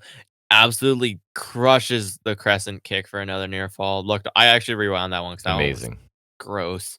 Speedball looks for the spinning corner kick, the one that usually sets up Ultimate Weapon. Fletcher cuts him off with a super kick. Fletcher goes for his running corner kick, but he gets cut off with a thrust kick from Speedball, then a spinning heel kick. Spinning corner kick from Speedball. Ultimate Weapon connects for another near fall. He goes for Ultimate Weapon off the apron, misses, which I was just like, Looked oh, awful. that's Oh, that can't feel good. Fletcher power bombs him on the apron, which looked awesome. Fletcher nails the corner kick, brainbuster. Another really close near fall. assumed Still it was over kind of there, to be I honest. definitely thought it was over there. Finish comes and Fletcher clobbers Speedball with a Larry, goes for a brainbuster. Speedball counters and like he has this sunset flip with like the wrist clutched, and then he like puts his legs over Fletcher's like traps him. Speedball gets the win. Unbelievable. Absolutely crazy. Amazing match, just incredible. I was so excited with the prospect of this match when like I said when the fields got revealed and like we knew we were getting this. This was like one of the matches that immediately jumped to my mind. So like, okay, that's gonna be sick. It's gonna be awesome. They could not have delivered more. This was fantastic from top to bottom. I immediately put this in the TV match category. Easy. Recency Both bias might get it because man, I love this. both guys gave 100%, and man, did Speedball come at us looking like $1,000,000. Like, it was crazy. So many good near falls towards the end. There were a couple times where Fletcher could have recently had him one. Like you said, like off the brainbuster, I was like, okay, that's got to be it, right?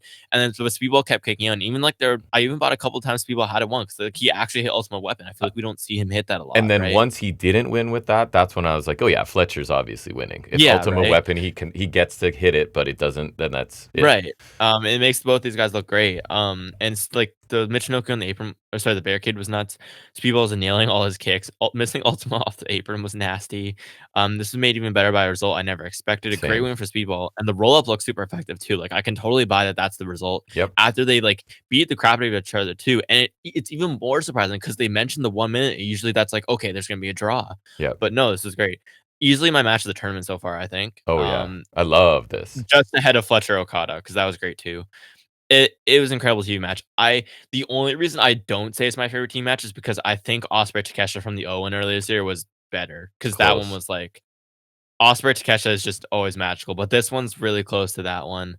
I have a special attachment to the Ospreay Takeshita, but this was fantastic. Like this, I totally love worth this the so rewatch. much. Absolutely check this out. I was texting you as So I worth was the check watching out. it, which I don't normally do, right? So Bailey looked incredible, and so incredible that was part of me too, assuming, well, he's getting so much because he's not winning here, right? Like that's what I Yeah, and I like this because it kind of disrupts Fletcher's perfect game so far. Yes. Right? Like, that's what's interesting about it too. This is a really cool upset. And just Bailey is like trying to create space and then get in and hit a bunch of flurries and then get away and create space and jump at you from it. And then Fletcher's trying to like get a hold of him and just hit him with Just smash 2 him to with 4 stuff, yeah. like super stiff looking moves. And I just loved it. And there was no let up in the whole time. And I know some people are critical of like, well, nobody's really selling anything. I don't care, man. Like, I mean, I'd say they were, and, this like, it was still entertaining regardless. like a flawless 20-minute TV match, This pretty was much for me. fantastic. Like, Yeah, this was great.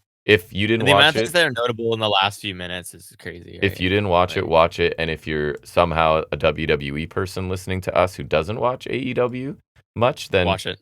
go see Watch this it. because Kyle Fletcher is undeniable, and these two guys stole Imagine it. saying, like, he's not, like, good and he has more to learn. Like, what more does Fletcher need to learn? Fletcher's fantastic. Like, They Fletcher's a stole complete wrestler.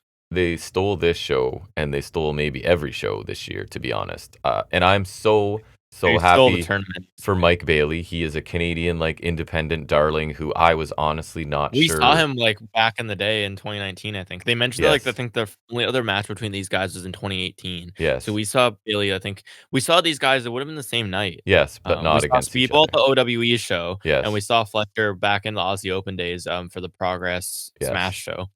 And So yeah, like, these guys come really far. I wasn't sure how Bailey was gonna be presented, right, in AEW because he is He's so been different. prominent since he He got here. has. So I've been thrilled. And this Yeah, was the he's cherry been on top. super prominent. Yeah. Yeah. I think being in Jet Speed really helped him out because it kept him in, like he and Knight couldn't have come together at a better time because, like I said, the tag division really blossomed this year again. Mhm. And so, like, they couldn't have been a team at a better time. And then now Speedball's like he had that international three-way with Ricochet and Omega. He's had that match with Okada. That was really awesome. When like with that where he got drop kicked out of Ultimate Weapon. Yes. That was insane. That's probably still my favorite spot of the year. He's incredible. And yeah, this was a fantastic match. And just like another notch for Fletcher. Yep. And how great. It's like Fletcher is undeniably an amazing. Like Fletcher's easily probably one Wrestler of of my the Year top 5 nominee. for I honestly I don't even know if I have him. I'm gonna put him there right now just because I feel like that's valid. Because There's a case to be made. I mean, if the Bucks are allowed to be there without winning titles, Fletcher Agreed. did win a title. He's still doing great. Oh, Fletcher is there now. I take it back. Fletcher is there. Because if you're a person who like we all have sliding scales of criteria for these things, but if you're like who consistently puts on my criteria. right, like who puts on consistently awesome big matches. I mean, this is something we can talk about at the end of the year again, but like he's had great matches against Okada, Ospreay, Briscoe, Hangman, the Speedball one. Ace Austin was a really good match too. Yep. I've heard good things about the Dustin Rhodes match too. I didn't watch that, but like he had a good TNT title run as well, right? Like he's done a bang up job from by all accounts. Like he's really mastered his cocky young heel character, right? The whole proto star thing, and Yes. then he even like leveled up his entrance. I would say. I think the new theme song and like just even especially when he does like those extended intros I talked about on certain pay per views, Yeah. just makes him feel like a big star, right? Put on And I 14 think he's pounds of muscle from 14 pounds of muscle. He's times just 2 or done so 3. much. He's done so much to like up himself, and his offense is so like I rave about him pretty much in every match. He's so good. He's easily one of my favorites right now, like top 5, maybe He's top 3 awesome. even. Yep. Like I I don't think like, I don't know if I would have seen this coming when Davis got injured. Like they started soloing Fletcher. I was like, okay, let's do this until Davis comes back. Yeah. And like it slowly became like as he like won the ROH TV title, it's like, okay, yeah, maybe he's got some singles potential. It's just like just his growth. I think mainly since the Osprey feud. Once he turned on Osprey and they had that like because that first match was my favorite match of last year, and the cage match was my favorite one of my favorite matches this year at least. Um like he's just so fantastic. Him and Takeshita are such a joy to watch every time I see them. Yes. Fletcher, I don't know if I like him better than Takeshita because I was always happy like we kind of like this Takeshita felt like a discovery, Yes. but Right from the minute we I, saw him. Fletcher, I like he's just Our I don't roots know run what deeper with Fletcher. Like that is true. Technically, that is true, and I really, it was like I was saying that I don't know how much more I can praise Fletcher. He's just fantastic, he and I is. don't. That's why, like, when Stevie Richards is like, he's not gonna learn anything. Like, he's not as he's not good enough. He needs to learn more. He's not gonna learn any more in AEW. One, I don't know how much more you can teach him. Two, he can learn from people. And if Is you're saying he's not better than Logan Paul, then screw you. is Because is rage bait the right term? I think is what I he's doing feel like there. it is. He Like, knows what I'll he's fall doing. for it because Yeah. it's Kyle Fletcher, and you're not gonna diss my boy It's Fletcher. the hill He's you'll too die good. on. I will die. I'll die defending Fletcher because he's fantastic, and this is great. And like you said, like we love Speedball. We've loved Speedball for a long time. Roots run deep with both guys, I guess, Yep. right? Absolutely. So I'm really excited, or I was really happy about this. Like, this is such a good match, and it's definitely worth a rewatch. I'll probably rewatch it at some point I just might because today it if was. I'm bored when I'm editing this, to be I honest. Yeah, maybe. And Fletcher's also cool because he's making Pink look cool. I agree. Love the pink. Anyways, yeah, then we get a Hangman interview. He's asked what's next, and he says the title, he wants the AEW World title next. He'll be watching the main event tonight. And regardless of the winner, he's coming for his title at World's End. Makes sense. Good intensity. I thought nothing. I liked it. I imagine we will see him challenge for the title, but it'd be foolish to think that Swerve wouldn't be involved somehow. I would not be surprised if we see a rematch of Revolution 2024 with both of them and Joe. Okay. Just with the dynamic change. I really wouldn't be surprised. I could see Hangman getting a rematch, but I'll watch it. also, I feel like it's a three because I feel like to have Swerve come back and like have him and Hangman also both being involved with the Austin, just to have Hangman like challenge. I don't think there's. I feel like Swerve has to be involved. Who wins that? I don't. Joe? I feel like Joe. I do too. No. I'm interested in how you get there. The problem Because you don't want to circle back around to issues with Paige and Swerve, I don't think. not quite yet. Not Right. yet. Unless So, we're I doing don't like know. the babyface thing, which I'm kind of in. I'm there for, You obviously. could try. And for the title, I think it'd be interesting to see who cracks first because they both have to still hate each other at least a little bit, right? Yeah. So I think it'd be interesting to see who cracks first and Right. like goes nuts, right?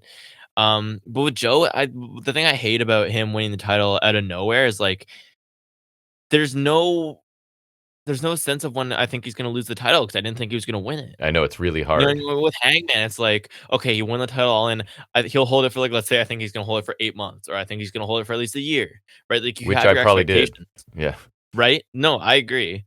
But then like with Joe, it's like because I wasn't like, oh, he's gonna win the title. I'm like, I don't really have, I don't have any like preconceived notions about like when I think Exactly. he's gonna drop. Like he could drop it at World's End, he could drop it at All In. Like When it's predictable, you maybe start not that lining up. long, but You start mentally lining up stuff and whatever, yeah. and you can't right now because we were But not. it's hard, it's so much harder to do because, like, because yeah, I don't know if we're gonna do, like, Hangman Swerve in separate title matches or in one or both, like and then I don't know how many we're gonna get from Joe. Like, he could Right. drop it at the next pay-per-view, he could drop it at the pay-per-view after, he could drop it on the Dynamite special if they really want. Like, I don't Yep. it's really interesting, so I'm not sure. Then we get Young Bucks, they're backstage. They're asking Luchasaurus to be the partner. I love that he, like, doesn't speak. He's just, like, Yes. grunting, he shakes his head. He points to Omega's locker room.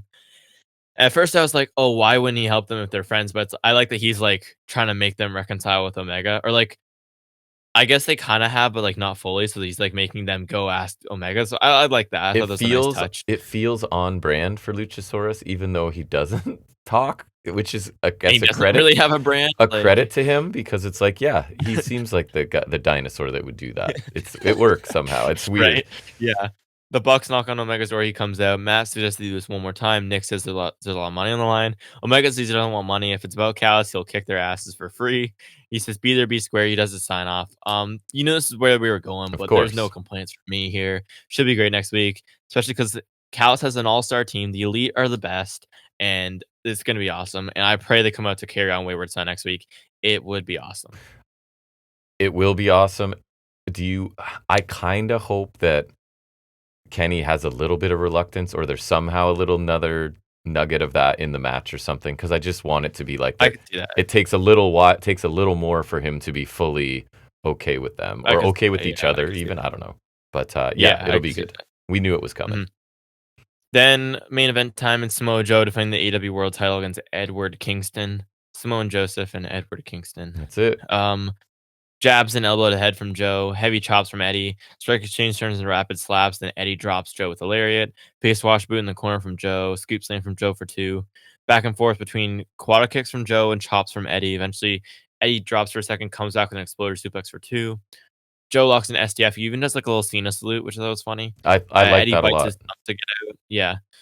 Eddie with a DDT. Joe rolls out of the ring before any pin can be made. Eddie blocks Larry and hits a cutter, which felt really Mox reminiscent. Mhm. The way he did like the sudden cutter. Yes. Then he goes for his back fist. Joe ducks, Coquina clutch, and it's the win for Joe. Yeah, Eddie actually taps too, he didn't pass out, which I thought was maybe where it was going. I thought it was good, it felt a Which bit is interesting. short. It was.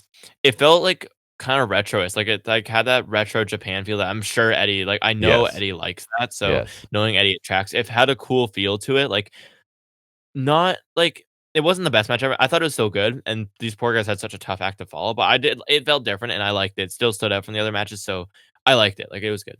Yeah, I liked it too. It was, it's impossible to follow Fletcher Bailey, to be honest. So this was That's what I'm saying. Like it's such a good match to follow. and again, you could just have this being part of Eddie's story, right? Where again, he loses the big one. He even had to tap out, and you can weave that into whatever you want with him because he can sell it. He lost the big one again, right? So yeah, predictable Again, tap. outcome. That'd be interesting. Good main event, but the show was stolen before this. So Yeah, I and I agree. did like the tribute to Cena. I'm kind of done with all the Cena stuff, and I don't even really care about. Again, it's just not for me; it's for everybody else. But I Yeah, thought but that it was a gets me cool way sometimes. of him to do that for sure. My favorite thing was I just saw the clip of it again. It was when we were live for All Out and Edge did the Cena tribute and just like everyone going so nuts for Yeah, that, and then like all the people in our box kind of not sure just why. like being bewildered by this. Like Yes, that one really actually got me because I thought like it was. I think partially being there was so cool for, but like, just because like everyone went so nuts for it. And it's like it's an AEW show too, yeah, right? it Like, was so a it's like crazy it's weird reaction. in that aspect, but like oh, it was so nuts. I loved it. Yep, Overall though, I thought this show was pretty good. me I too. was really happy with it. Even though it's not the first ever, like winners coming, like I said, always felt like the first TV special that AEW did, or at least it felt like the first one that really stood out. Like because of Sting's debut and the Omega's like heel turn title win, it still like it's memorable to this day, right? Like Hmm. it still lives long in the memory as like a show uh of note, right? All the matches on the show either felt relevant or important in some way, and they're all pretty good. The opener I thought was good, and at the very least, super notable for crowning inaugural champions. Perry Okada was pretty enjoyable. Tornado tag for the journeys of the two of the biggest stars in the company, and it was also entertaining. The other two match between Fletcher and Speedball would be a fantastic TV match if it had no stakes involved, but it also was part of the tournament, so it had that, and it was just fantastic. And then the main event was pretty good too, and a world title match. So every match felt like it had a reason to be here. I agree. It felt like worthy of the special. What's your The grade? segments less though. I thought Same, same.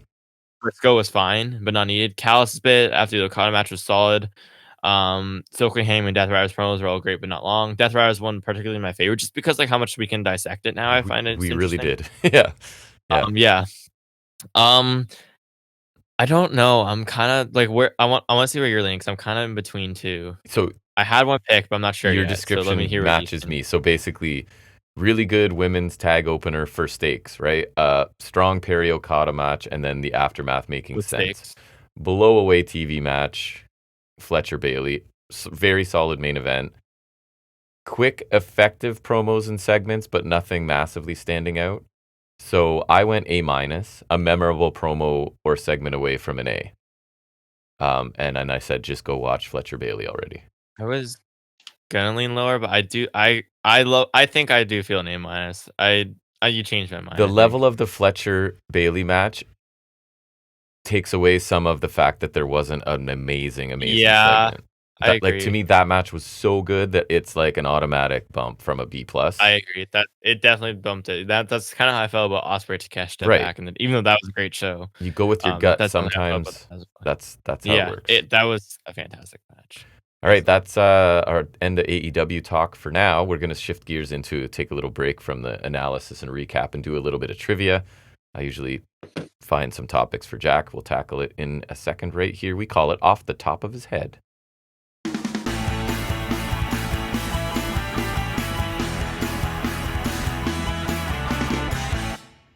Okay, so this week, born out of our love of the C2, which I think everyone knows we love, I went with greatest pro wrestling tournaments. Okay, I will tell you, it ranges from general to specific, like the tournament at all, to like a specific one. Plenty of international to give you a hint. And I fact checked a bunch to make sure they existed, because I'm whatever, you know me. And there are some definite details wrong that I got in one of them. So who knows? It's a crapshoot, right? When you're using AI, folks. It is. And I admit to using it because for the first, however, 100 and whatever episodes, I probably made the trivia or found it, but it's hard to keep that up. So anyways, we don't got the same work ethic anymore. It's right. It is the escalating clues, right? As I asked for basically 3 increasingly helpful clues for it. Okay. So 1. Often considered the gold standard for in-ring tournament wrestling. G1. Correct. I was going to say think international. So then it said takes place over multiple nights with round robin scoring. That's fair. And winners include Okada, Tanahashi, Omega, Naito. So you can see the general progression of the clues, hopefully. Second one. This one I checked because I didn't remember it existed. Crowned a champion after a scandal stripped the title.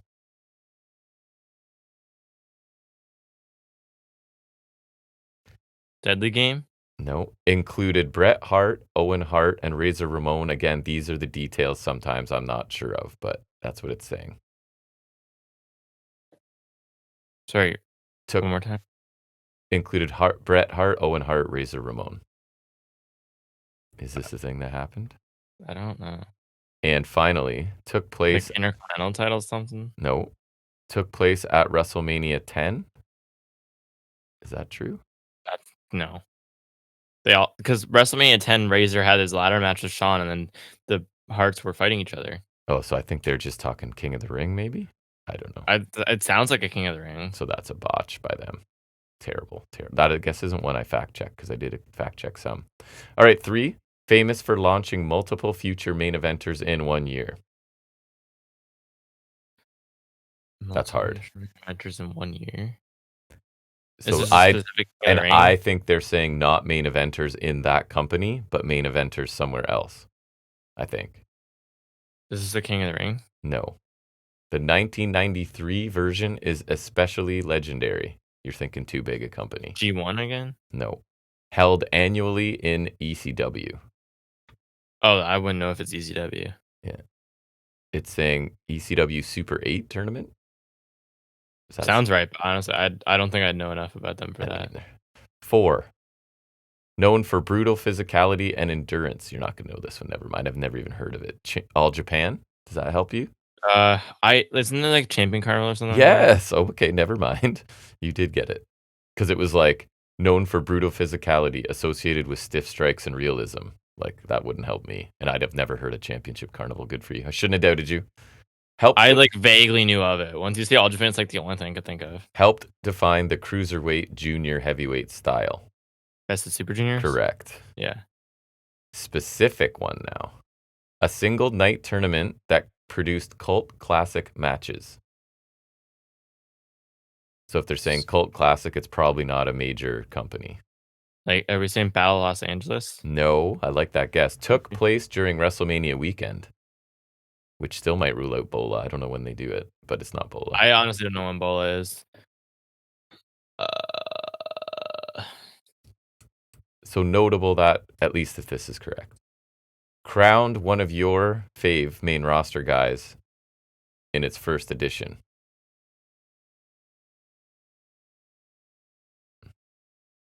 Anyone? Bueller. Seth Rollins, like Yes. the NXT tournament and Gold Rush tournament. Yes. What year was that? They're saying 2012. Does that make sense? Yeah. Okay, you got it. Once seen as WCW's answer to King of the Ring. WCW had a tournament. I don't. They're saying so.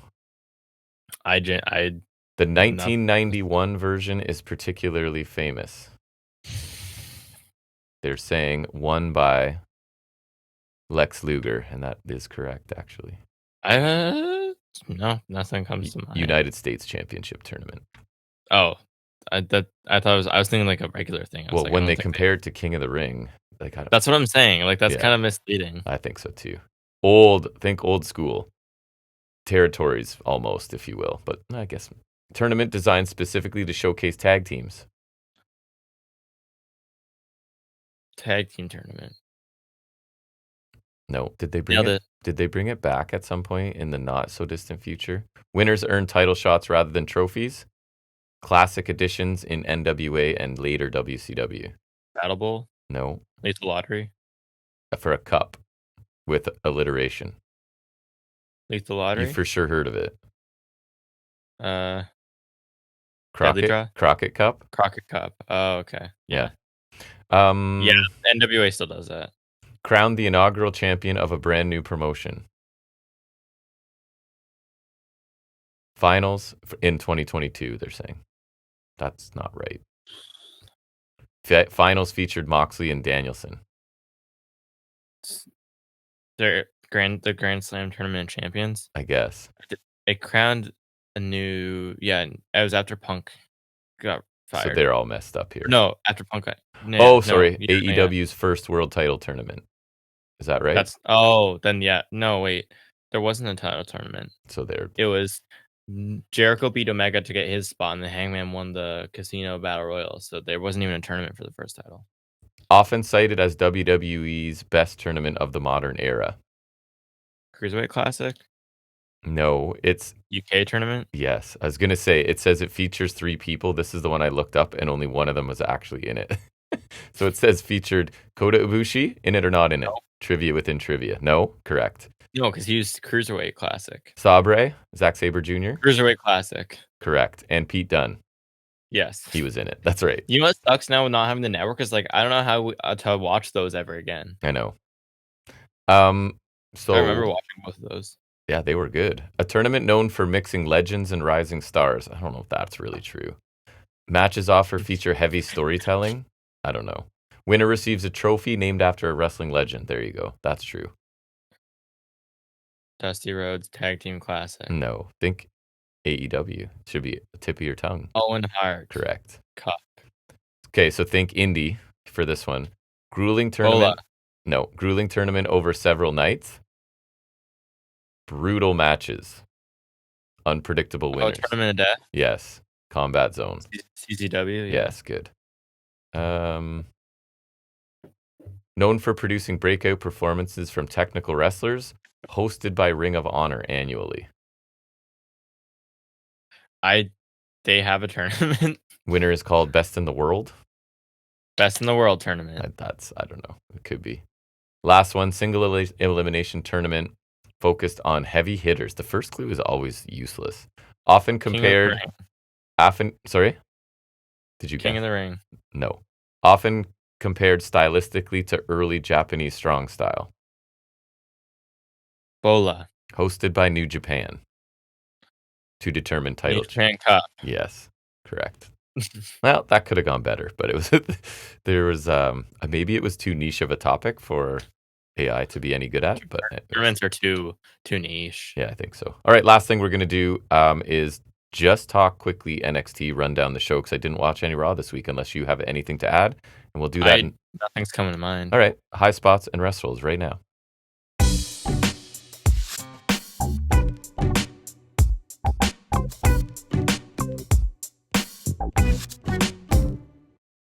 All right, light work, just SmackDown.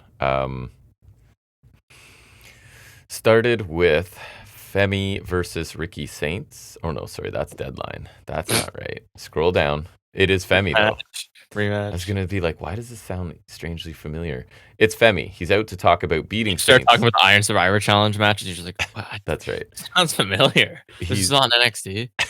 He's talking about beating Saints at Deadline and being back on top of NXT. He'll face Cody at main event. Cody will see the ruler, the bringer of war in all his glory. I did notice Oba also had a promo battle with him on Smacketh Down. And I did notice he's usually super confident, but he didn't say anything about winning the match here, right? He's just like, you're going to see this and this and this, but not like... So then, like, he can't be proven wrong, right. Per se. Saints comes out, wants his rematch since he and Oba have one win each against each other, so that's logical. Javon Evans comes out, and he's like, whoa, whoa, whoa, I'm the ISC winner. I get a title shot. I don't want to wait till New Year's Evil, which I didn't like this choice. Rookie mistake. He'll face Femi tonight for the title. Saints tells Evans to wait, and then Saints will be Oba and face Evans for the title. So he was kind of like, no, don't take your shot now. Like, let me be the one to face Oba, and then you can face me. Kind of laying it on a little thick, but maybe intentionally, you know what I mean? Yeah. Oba won't tell them when he'll wrestle. He says Evans has never beaten him. It'll be no different tonight. So I guess Saints... He does have a point about getting even with Oba, but like we already sort of talked about, moving the Femi Evans match to this makes it feel... You're right. Like, I was just thinking... It feels like it cheapens it. To me, I was more like, I feel like it's telegraphing Evans isn't winning, but I think you're right to say, like, it also, like, kind of cheapens it. It's supposed to be at a pay-per-view. We know it ahead of time. They build up the title match. Right. So everybody did a good job. All three of these guys can speak. Femi's got a really cool, unique style. So does Evans, right? And then Saints is more polished and whatever than the rest. So nothing wrong with it. I don't know why they moved it up, unless... Actually, I don't know why. Can't think of it. And I think Tony D was the one that interrupted Javon last time, right? So it's he attacked Javon at the end. Attacked him, but we're just like moving on from that, I guess. Kalani Jordan beat Jordan Grace in a really good 12-minute TV match. One of the things when I was saying I saw a lot of good wrestling this week, this was one of them. Way better than Paige, Mr. Iguana. And I get it, these two were in the Iron Survivor. They couldn't have had this match, I'm just saying. Way better than Izzy Dame and Paxley, right? So it was Kalani targeting Jordan Grace's leg in a variety of ways, and then Grace overcoming with power and whatnot. Kalani grabs a chair at one point, tries to hit Grace's leg, but misses. Then Grace gets so frustrated, and these two do have a story, right? And it was sort of furthered in the Iron Survivor Challenge that's why they're facing each other. It's basically these two have issues. So Jordan Grace gets so frustrated at one point, she grabs a chair like she's going to use it. The ref takes the chair. Kalani kicks Grace through the barricade, brings her back in the ring, 450 for the win. Also notable here, Booker T's back this week, and he got completely lost a couple times on the whole Jordan Grace, Kalani Jordan. Like, at one point, Vic is like, you're talking about this one when you're you know what I mean? Use this one's name. So Booker T could not keep up with having not that complicated. 2 Jordans in here. But excellent match, better than the filler at Deadline, as I said. Kalani is becoming a believable heel, and it felt like these two had issues with each other. You know what I mean? When it kind of like feels like they actually cared.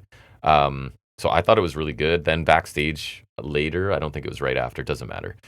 Thea Hale comes and tries to comfort Jordan Grace, and Grace is basically dismissive of her for being a little kid. And then Hale had the opportunity to say her line, as you would appreciate. She's a grown-ass woman. She did not. She basically said, like, I'm 22, I've been here since I was 18, so I'm a grizzled veteran. But... grizzled young veteran. She wasn't, right. She wasn't with Hendry. She wasn't dressed like Hendry, so maybe that part is over with, which I hope. But yeah, she had the perfect opportunity. Like, they put it on a tee for her to say, I'm a grown-ass woman. And she just, like, stumbled. And she just didn't do it. Blake Monroe's in the ring for her open challenge. Did you hear about this? It was kind of weird. Yes. So open What did it say? challenge, like most of the locker, maybe excluding main eventers, comes They were out. stepping up, yeah. There's another one on our bingo. We have to make a list of the bingo card ones. Yeah. So that's Okay. one. Hold on, I'll start doing that while you're Stepping talking. up, 14 pounds of muscle. Already tender face. We said Yeah. another one today already. Will Washington. Will And Washington. then the baby to end racism is a good one too. Yes, for sure. So, anyways, they're all coming down the ramp. Monroe's facing them, obviously. Thea Hale comes from behind. I guess she thinks there's a match happening, even though there's no referee or anything. So she slaps in the Kimura right away. Monroe visibly taps, but it's not a match. It doesn't count. It's not an open challenge. So I guess the point. What was the one I just said? Sorry. Will I Washington, yeah, but like I just said one that like, and then baby we were to like, end racism. no, Will what did I just say? Because 14 oh pounds of muscle. no, I just wrote that because did I not just say when like that's like we were like, oh yeah, you should write that down. Oh, women stepping up. Yeah, stepping up. That's what it That's how was. we Yeah. got here. Yeah, you're right. So I get it. It's to show, hey, here's the next challenger, and she can make her tap out, and it's Thea Hale. So sure, it gives Thea Hale something to do, I guess, right? Later, Blake is mad at Ava for setting this up. So I like this. Blake Monroe's like, the open challenge is done. Because I think open challenge with the heel, we've talked about it, is hard to pull off, right? Yeah. So she's done with it. And it makes sense because Ava's like, okay, that's fine. The open challenge is done. And then she's like, so I'm making a match, right? Which is a logical play there against you and Thea Hale. Mm-hmm. So How many spaces do you need on a bingo card? It's usually what, 4x4? Bingo. 5x5? BINGO 5x5? Yeah, I think so. Okay. With So the middle space, so 24. Oh, so 24 plus the free spot. Okay. I think so. I'll see how many I can compile. I think we didn't talk about it last week. Shiloh Hill. Yeah, no, you're right. We forgot about it. So we talked about. Did you see Undertaker tweet about him and he called it toothless aggression, which is problematic because that's Benoit. Correct. Toothless aggression's Benoit. So we watched it together actually, and should have streamed it. We did talk about it. We just didn't talk about. We emptied the clip. So he is like bad entertaining his vignettes because remember it was it's not his fault. No, he's actually pretty charismatic. It's no fault of his own. It's everything they're giving him is terrible. And again, what was it about? Bad. I think the one I showed you was even edited because it started out with him talking about eating raccoons. And then at the end, he's like, "Where's my bleach?" And then he was on a snowmobile, and it's actually memorable to me. So that's how you know it's interesting, or whatever it is. It's not good, but it's memorable. He modified his snowmobile because he's like this to go faster. He's like a Renaissance man, right? He's kind of good at everything from redneckery to high society he just does everything. So he modified his sled. It was way faster than everyone else. He got lost in the woods, remember? And he like thought it would have been really cool to be eaten by wolves. Yeah, like, and then he has to go get his bleach, and that's how it ends. Yeah, I was like, we're watching it because did you screen it to me? I did. Right? Yeah, and we should have streamed it or recorded it. At the end, I'm like, he's like, hold up, wait, let me get my bleach. And I'm just like, and the week before, it was bolt cutters. Yeah, like I did see that. So, anyways, I don't understand. He faced an already in the ring Lexis King, and Booker T was so funny because Lexis King is already in the ring, and one of the first things Booker's so clearly going to lose to this Shiloh Hill quickly, right? Like all the signs were there, and Booker T, one of his first things is to yell, like, put this man on the main roster or something like that. It made me laugh. So it was 4 minutes.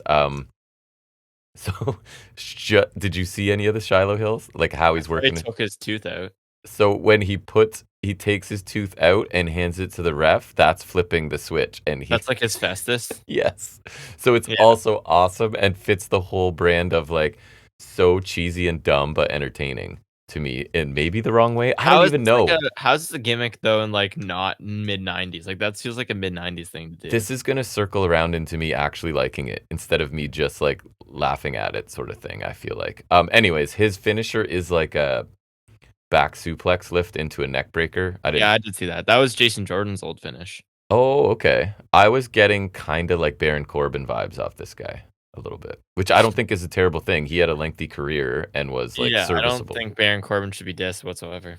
Then Ethan Page speaks in the ring. Basically, he was smart enough to observe NXT before he came and then do what he needed to do to ascend, like going after Evans and breaking his jaw and blah, blah, blah. So basically being like, I'm cerebral, I studied, I showed up, that's why I ascended so quickly. Brags about his accomplishments, says he'll fill the void that Cena left. That's pretty strong.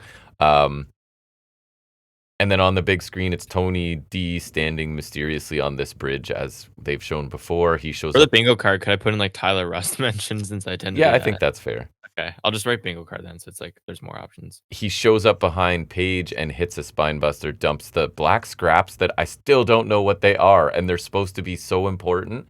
So either they're going to explain it to me at some point, and it's going to be amazing or whatever, that's the payoff, or I'm already supposed to know, and I don't, and I'm annoyed. Like, that's where we're at. I don't know what it is. So anyways, he just attacked Trick last week, but Javon Evans, but he doesn't seem to care.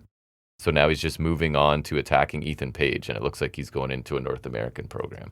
Was it just like because they want him at the end of the show, so they just like and he's sacrificed Javon temporarily? Maybe, or they switched gears, or I don't know. But anyways, so Tony D's wearing a different coat, and he has a much longer beard, and he doesn't speak. So I guess this is a character, a repackage to some degree. So since 4 guys tied in the Iron Survivor match for second, basically, Ava makes a 4-way between all of them. Winner gets an NXT title match at New Year's Evil since Javon is getting his tonight, I guess, is the point, right? So makes sense. Ethan Page storms in. He's pissed off about Tony D sneak attacking him. And then he's like, I can't remember how he phrased it, but it made me laugh. He basically calls out Ava for being a bad manager because she's like, I haven't seen Tony D in months. I didn't even know he was here. And he's like, well, you're a crappy manager then, which I thought was pretty accurate, right? And then Bourne is like, someone's behind you, because Paige is being scared of Tony D. So he turns and there's nobody there. And then I'm pretty sure Paige walks out going, the deaf guy's got jokes. That's what he said. Saul Ruka beat Ren Sinclair pretty quickly. Soul Snatcher, 3 minutes. The thing was, Zarya's watching from in the back of the stands with her arms crossed. And when Saul Ruka notices her, it almost causes her to get rolled up. And then at the end, Zarya's standing there like golf clapping. You know what that is? Big sports fan? Okay. Not quite sarcastically, but certainly not enthusiastically applauding. So Saul tries to run up to Zarya to that area, but by the time she gets there, Zarya is gone. And then later in a segment, Saul catches up with Zarya in the parking lot, and they just apologize and hug it out, and they're going to be there for each other. Everything's back to normal. And then Saul Ruka walks away, and the camera lingers on Zarya, but it's kind of like you can't really distinguish. It's supposed to mean something, I guess, but I'm not sure what. So it's just like the slowest of slow burns still with this, and I don't know. It's like almost dragging it. They're running the risk of me like caring less, because it's just like, okay. Now that Still's lost their titles too, I feel like now's your chance to like do it. But it is, but I don't know. And then I feel like they also are going to want Ruka to move up right away. So are they just going to like, there is no resolution to this and she's gone? I don't know. Fatal Influence come down to the ring as that was sort of happening, so they can insult Kendall Gray, who stayed behind with Ren after that match, right? So they're still kind of in the ring. The basic point is JC Jane's mean girling her, like, this is the best you'll ever do. This is the highest you'll ever ascend. Yeah. Enjoy your 15 minutes because I'm going to beat you at New Year's Evil. And then that'll send her into a spiral, and the crowd will move on to the next flavor of the month sort of thing. And that 2025's been her year. She's the best in the division in the world. She was double champ, etc. Gray gets a chance to respond. She has the momentum now and a lot to learn, but she points out no one expected her to win Iron Survivor. No one expects her to beat Jane, so why can't she just kind of do both, I guess? She embraces the underdog being the underdog and will bite back, which I thought was a bit cheesy. Ren speaks, basically wanting a shot at Henley's North American title. Then a Henley cheap shot leads to the heels getting beat down.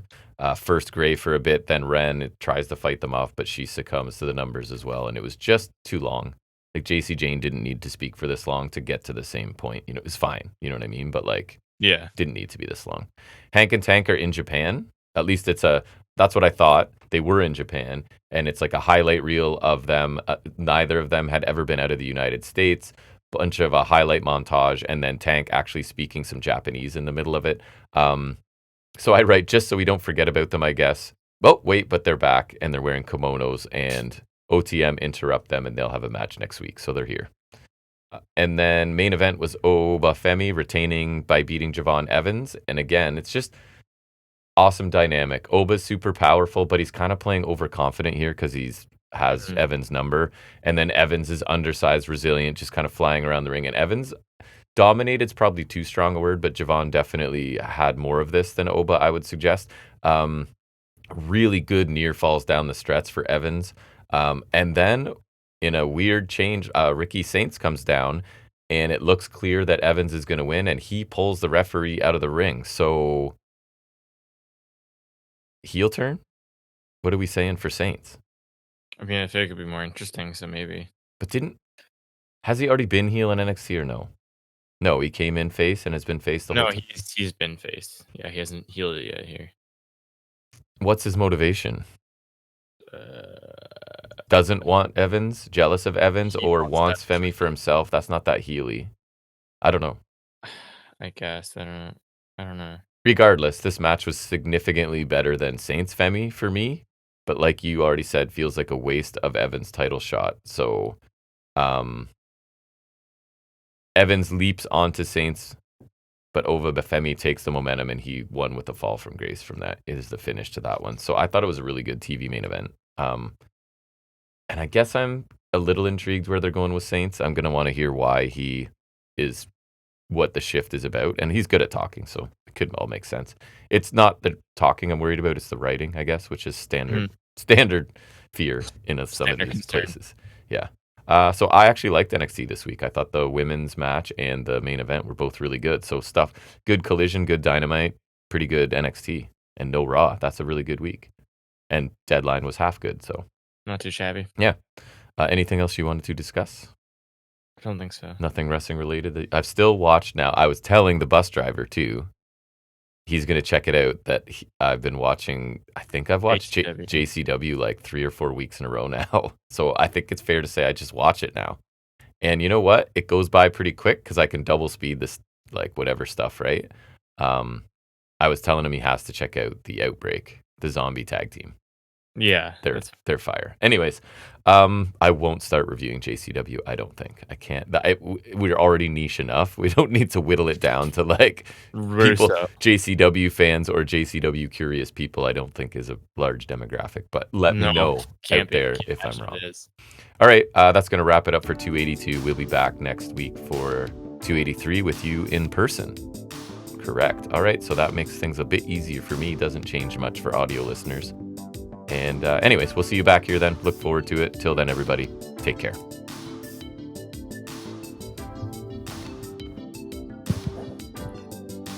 Okay, so for the bingo, I have 14 pounds of muscle, already tender face, Will Washington, baby end racism division stepping up, World's End,